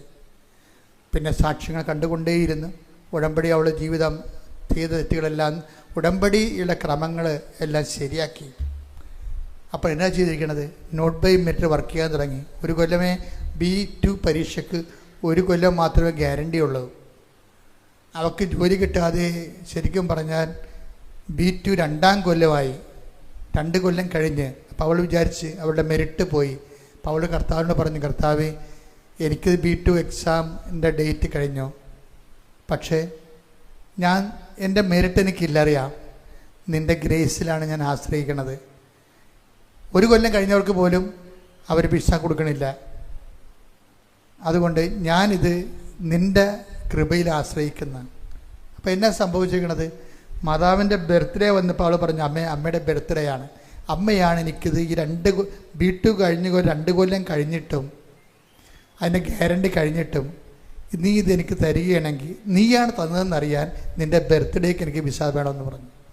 അപ്പോൾ എന്ത് ചെയ്ത അമ്മ? ഈ B2-ൻ്റെ 2 കൊല്ലം കഴിഞ്ഞിട്ടും ആ ബർത്ത്ഡേക്ക് അവൾ പറഞ്ഞ ഡേറ്റിന് അവൾക്ക് വിസ കൊടുത്തത്. ഇതാണ് കൃപാസന മാതാവ് എന്ന് പറയുന്നത്. നമ്മൾ സത്യസന്ധമായിട്ടാണ് ദൈവത്തിലോട് അടുക്കണമെന്നുണ്ടെങ്കിൽ നിങ്ങൾ എപ്പോഴായാലും നിങ്ങളൊന്ന് കറക്റ്റ് ചെയ്താൽ മതി മക്കളെ. ഞാൻ പറയുന്ന അനുസരിച്ചുകൊണ്ട് കേൾക്കുന്ന സാക്ഷ്യങ്ങളനുസരിച്ച് ജീവിതം കറക്റ്റ് ചെയ്യാൻ വേണ്ടിയാണ് നമ്മൾ സാക്ഷ്യങ്ങൾ കേൾക്കുന്നത്. നമ്മൾ സത്യസന്ധമായിട്ടാണ് ദൈവത്തെ അന്വേഷിക്കണം. ദൈവത്തെ തോന്നിയ നിങ്ങളുടെ ഡീമെറിറ്റുകളെ ഒന്നും ഒരു ഡീമെറിറ്റല്ല, ദൈവമാണ് മെറിറ്റ് തീരുമാനിക്കുന്നത് അവൻ്റെ ഗ്രേസ് കൊണ്ട്. സ്തുതിക്കട്ടെ. ഹല്ലേലൂയ, ഹല്ലേലൂയ, ഹല്ലേലൂയ, ഹല്ലേലൂയ, ഹല്ലേലൂയ. മഹത്വം, ആരാധന. ഹല്ലേലൂയ, ഹല്ലേലൂയ. ദൈവപിതാവേ നന്ദി, ദൈവപിതാവേ മഹത്വം, ദൈവപിതാവേ പരിശുദ്ധ പരമ ദിവ്യകാരുണ്യത്തിന് നേരവും ആരാധനയും സ്തുതിയും പുകഴ്ചയും ഉണ്ടായിരിക്കട്ടെ. പരിശുദ്ധ പരമ ദിവ്യകാരുണ്യത്തിന് നേരവും ആരാധനയും സ്തുതിയും പുകഴ്ചയും ഉണ്ടായിരിക്കട്ടെ. പരിശുദ്ധ പരമ ദിവ്യകാരുണ്യത്തിന് നേരവും ആരാധനയും സ്തുതിയും പുകഴ്ചയും ഉണ്ടായിരിക്കട്ടെ. എൻ്റെ പ്രിയപ്പെട്ടവരെ, ശാരീരിക ദുരിതങ്ങൾ, ജീവിത ദുരിതങ്ങൾക്കുമെതിരെ ദൈവിക ശാസന പ്രാർത്ഥന നടത്തുന്ന സമയമാണ്. അച്ഛൻ പ്രാർത്ഥിച്ചുകൊണ്ടേയിരിക്കും. ആ അഭിഷേക സമയത്ത് മക്കൾ ഇടിമുഴക്കം പോലെ സ്തുതിച്ചുകൊണ്ടേയിരിക്കണം. കർത്താവ് നിങ്ങളെ അവിടുത്തെ തിരുമുറുപാർന്ന വലതുകരം കൊണ്ട് സ്പർശിച്ചുകൊണ്ട് വിടുതൽ നൽകിക്കൊണ്ടും സൗഖ്യം നൽകിക്കൊണ്ടും ഇരിക്കും. ശ്രുതികട ഹല്ലേലൂയ, കർത്താവിൻ്റെ ഉന്നതമായ നാമത്തിന് സ്തോത്രം ചെയ്യുന്നു. കർത്താവിൻ്റെ വിശുദ്ധ പൗരോഹിത്യത്തെ മഹത്വപ്പെടുത്തണമേ. കർത്താവ് സഭയിലുള്ള സാന്നിധ്യം പ്രകടമാക്കണമേ. 39 വർഷം ഞാൻ അർപ്പിച്ച കൃപാന്റെ യോഗ്യതയാൽ കൃപാസ്ഥാനത്താരെ ജീവനോടെ പ്രത്യക്ഷപ്പെട്ട പരിശുദ്ധ അമ്മയുടെ മാധ്യസ്ഥതയില് എല്ലാ മക്കളുടെ മേലും നിന്റെ പരിശുദ്ധമായ രക്തം തളിക്കപ്പെട്ടെന്ന് പ്രാർത്ഥിക്കുന്ന മാർഗരോഗങ്ങള്, തിരാവേദികള്, ജീവിത ദുരിതങ്ങള്, ജോലി തടസ്സങ്ങൾ, എന്തിനു വേണ്ടിയാണോ എൻ്റെ മക്കളെ നിങ്ങൾ ഉടമ്പടി എടുത്തുകൊണ്ട് കർത്താവിൻ്റെ തിരുസനെ കണ്ണിനിടുന്നത്? ആ ഓരോ കണ്ണുനീരുകളും, ഓരോ വേദനകളും, ഓരോ രോഗങ്ങളും, ഓരോ ശിസ്തുരോഗങ്ങൾ, അൾസർ രോഗങ്ങൾ, അർസസ് രോഗങ്ങൾ, സിസ്റ്റ് രോഗങ്ങൾ, PCOD രോഗങ്ങൾ, പിസ്റ്റുല രോഗങ്ങൾ, ബ്ലോക്ക് രോഗങ്ങൾ, ഹൃദയത്തിൻ്റെ ബ്ലോക്കുകൾ, കരളിൻ്റെ രോഗങ്ങൾ, ഹൃദയത്തിൻ്റെ രോഗങ്ങൾ, എല്ലാ തരത്തിലുള്ള കുടൽ രോഗങ്ങൾ, നടുവേദനയുടെ രോഗങ്ങൾ, PCOD രോഗങ്ങൾ, സ്പോണ്ടിലോസിൻ്റെ രോഗങ്ങൾ, സ്പൈനക്കോഡിൻ്റെ രോഗങ്ങൾ, തലമുടി കൊഴിയുന്ന രോഗങ്ങൾ, ഉച്ച മുതൽ ഉള്ളംകാല് വരെ എല്ലാ കോശങ്ങളിലും പേശുകളിലും രക്തഞരമ്പുകളിലും യേശു ക്രിസ്തുവിന്റെ വിശുദ്ധ രക്തം കൃപാസ്ഥാനത്താറ് ജീവനോടെ പ്രത്യക്ഷപ്പെട്ട് പരിശുദ്ധയുടെ മധ്യസ്ഥത്തിൽ യേശുവിന്റെ നാമത്തിൽ മാർഗരോഗങ്ങൾ മാറിപ്പോകട്ടെ. തീരവേദികള്, ജീവിത ദുരിതങ്ങള് യേശുവിന്റെ നാമത്തിൽ മാറിപ്പോകട്ടെ. ഹല്ലേലൂയ, ഹല്ലേലൂയ, ഹല്ലേലൂയ, യേശുവേ നന്ദി, നന്ദി, നന്ദി. ഹല്ലേലൂയ, ഹല്ലേലൂയ, ഹല്ലേലൂയ, ഹല്ലേലൂയ, യേശുവേ ആരാധന, ആരാധന, ആരാധന, യേശുവേ ഹല്ലേലൂയ, ഹല്ലേലൂയ, ഹല്ലേലൂയ. മൗനമായി പ്രാർത്ഥിക്കുക.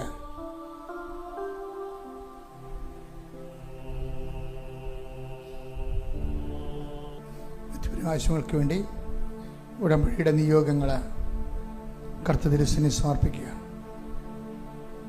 അടിയന്തര ആവശ്യങ്ങളെ പ്രത്യേകിച്ച് സമർപ്പിക്കുക. ആ വിഷയത്തിന് വേണ്ടി ദൈവിക തീരുമാനം ഉണ്ടാകും. അച്ഛൻ നിങ്ങൾക്ക് വേണ്ടി പ്രാർത്ഥിക്കുന്ന സമയമാണ്.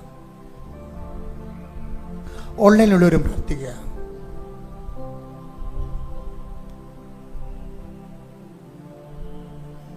കർത്താവ്, സാമ്പത്തിക ബാധ്യതകൾ, തൊഴിൽ തകർച്ചകൾ, ഓരോ പത്രങ്ങൾ, പേപ്പറുകൾ, ഡോക്യുമെൻറ്റുകൾ, പ്രമാണങ്ങൾ, തടസ്സങ്ങളുള്ള വിഷയങ്ങൾ, വ്യക്തികൾ, തടസ്സം ഉണ്ടാക്കുന്ന വ്യക്തികൾ, അവരെല്ലാവരെയും സമർപ്പിച്ച് പ്രാർത്ഥിക്കുന്നു. ഞങ്ങളുടെ കണ്ണീരിലാഴ്ത്തുന്ന പിശാചിൻ്റെ ലോകത്തിൻ്റെ ഉപകരണങ്ങളായി പ്രവർത്തിക്കുന്ന, ഞങ്ങളുടെ വളർച്ചയും ഒരൊടിപ്പിക്കുകയും വാതിലടച്ചുകളയും ചെയ്യുന്ന വ്യക്തികളുടെ കൈകൾ കർത്താവിൻ്റെ നാമത്തിൽ നിർവീര്യമാകട്ടെ എന്ന് പ്രാർത്ഥിക്കുന്ന മക്കളില്ലാത്തവരെ, വർഷങ്ങളോളം ഈ കാര്യത്തിൽ മരുന്ന് കഴിക്കുന്നവരെ, മക്കളില്ലാത്തതിൻ്റെ പേരിൽ വൈവാഹ ജീവിതം വെറുത്തുപോയവർ, മടുത്തുപോയവർ, വിശുദ്ധമായ രക്തത്തിൽ ആലേഖനം ചെയ്യപ്പെട്ടുകൊണ്ട് അവരുടെ രക്തത്തിൽ പിറന്ന കുഞ്ഞുമായി ആൾക്കാരെ കയറാൻ മാതാവിൻ്റെ പ്രത്യക്ഷകനെ അവരെ സഹായിക്കട്ടെ എന്ന് പ്രാർത്ഥിക്കുന്നു. വിദേശ രാജ്യങ്ങളിൽ ജീവിക്കുന്നവരെ, വിസ പ്രോസസ് നടക്കുന്നവരെ, വീണ്ടും വിസയ്ക്ക് പുതുക്കാൻ വേണ്ടി കൊടുത്തിരിക്കുന്നവർ, PR വേണ്ടി കൊടുത്തിരിക്കുന്നവർ, നാട്ടിലെ ജോലിക്ക് വേണ്ടി ശ്രമിക്കുന്നവർ, കർഷകർ, മത്സ്യത്തൊഴിലാളികൾ, അവരുപയോഗിക്കുന്ന തൊഴിൽപരമായ അവരുടെ തടസ്സങ്ങൾ, മക്കളുടെ ദുർനടപ്പുകൾ, ചീത്ത സ്വഭാവങ്ങൾ, ജീവിത പങ്കാളികളുടെ വഞ്ചനകൾ, അതുമൂലം വേദന അനുഭവിക്കുന്നവർ, അകന്നും പിരിഞ്ഞും താമസിക്കുന്ന ജീവിത പങ്കാളികളെ കർത്താവിന്റെ വിശുദ്ധമായ ഐക്യപ്പെടാൻ വേണ്ടി സ്തുതിക്കട്ടെ. ഹല്ലേലൂയ, ഹല്ലേലൂയ, ഹല്ലേലൂയ, ഹല്ലേലൂയ, ഹല്ലേലൂയ, ഹല്ലേലൂയ, ഹല്ലേലൂയ, ഹല്ലേലൂയ, ആരാധന, ആരാധന, ഹല്ലേലൂയ, ഹല്ലേലൂയ, ഹല്ലേലൂയ, ശ്രീ ആരാധന, ഹല്ലേലൂയ, ഹല്ലേലൂയ, മഹത്വം, മഹത്വം, ആരാധന, ആരാധന. മൗനമായി പ്രാർത്ഥിക്കട്ടെ. സമാപന ആശീർവാദം. ശിരസ് നമിച്ച് ദിവ്യകാരുണ്യനാഥന്റെ ആശീർവാദം സ്വീകരിക്കാം.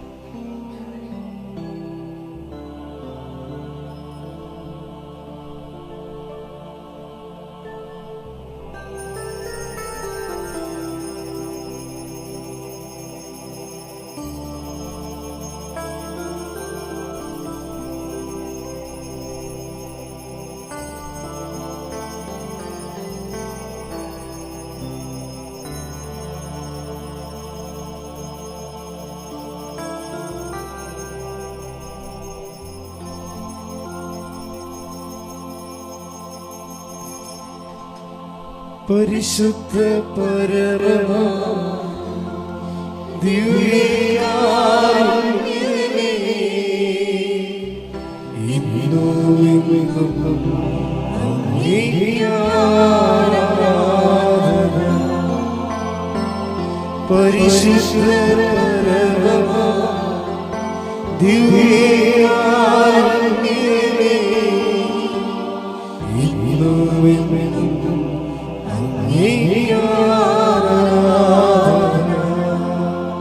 പരിശുദ്ധ പരമ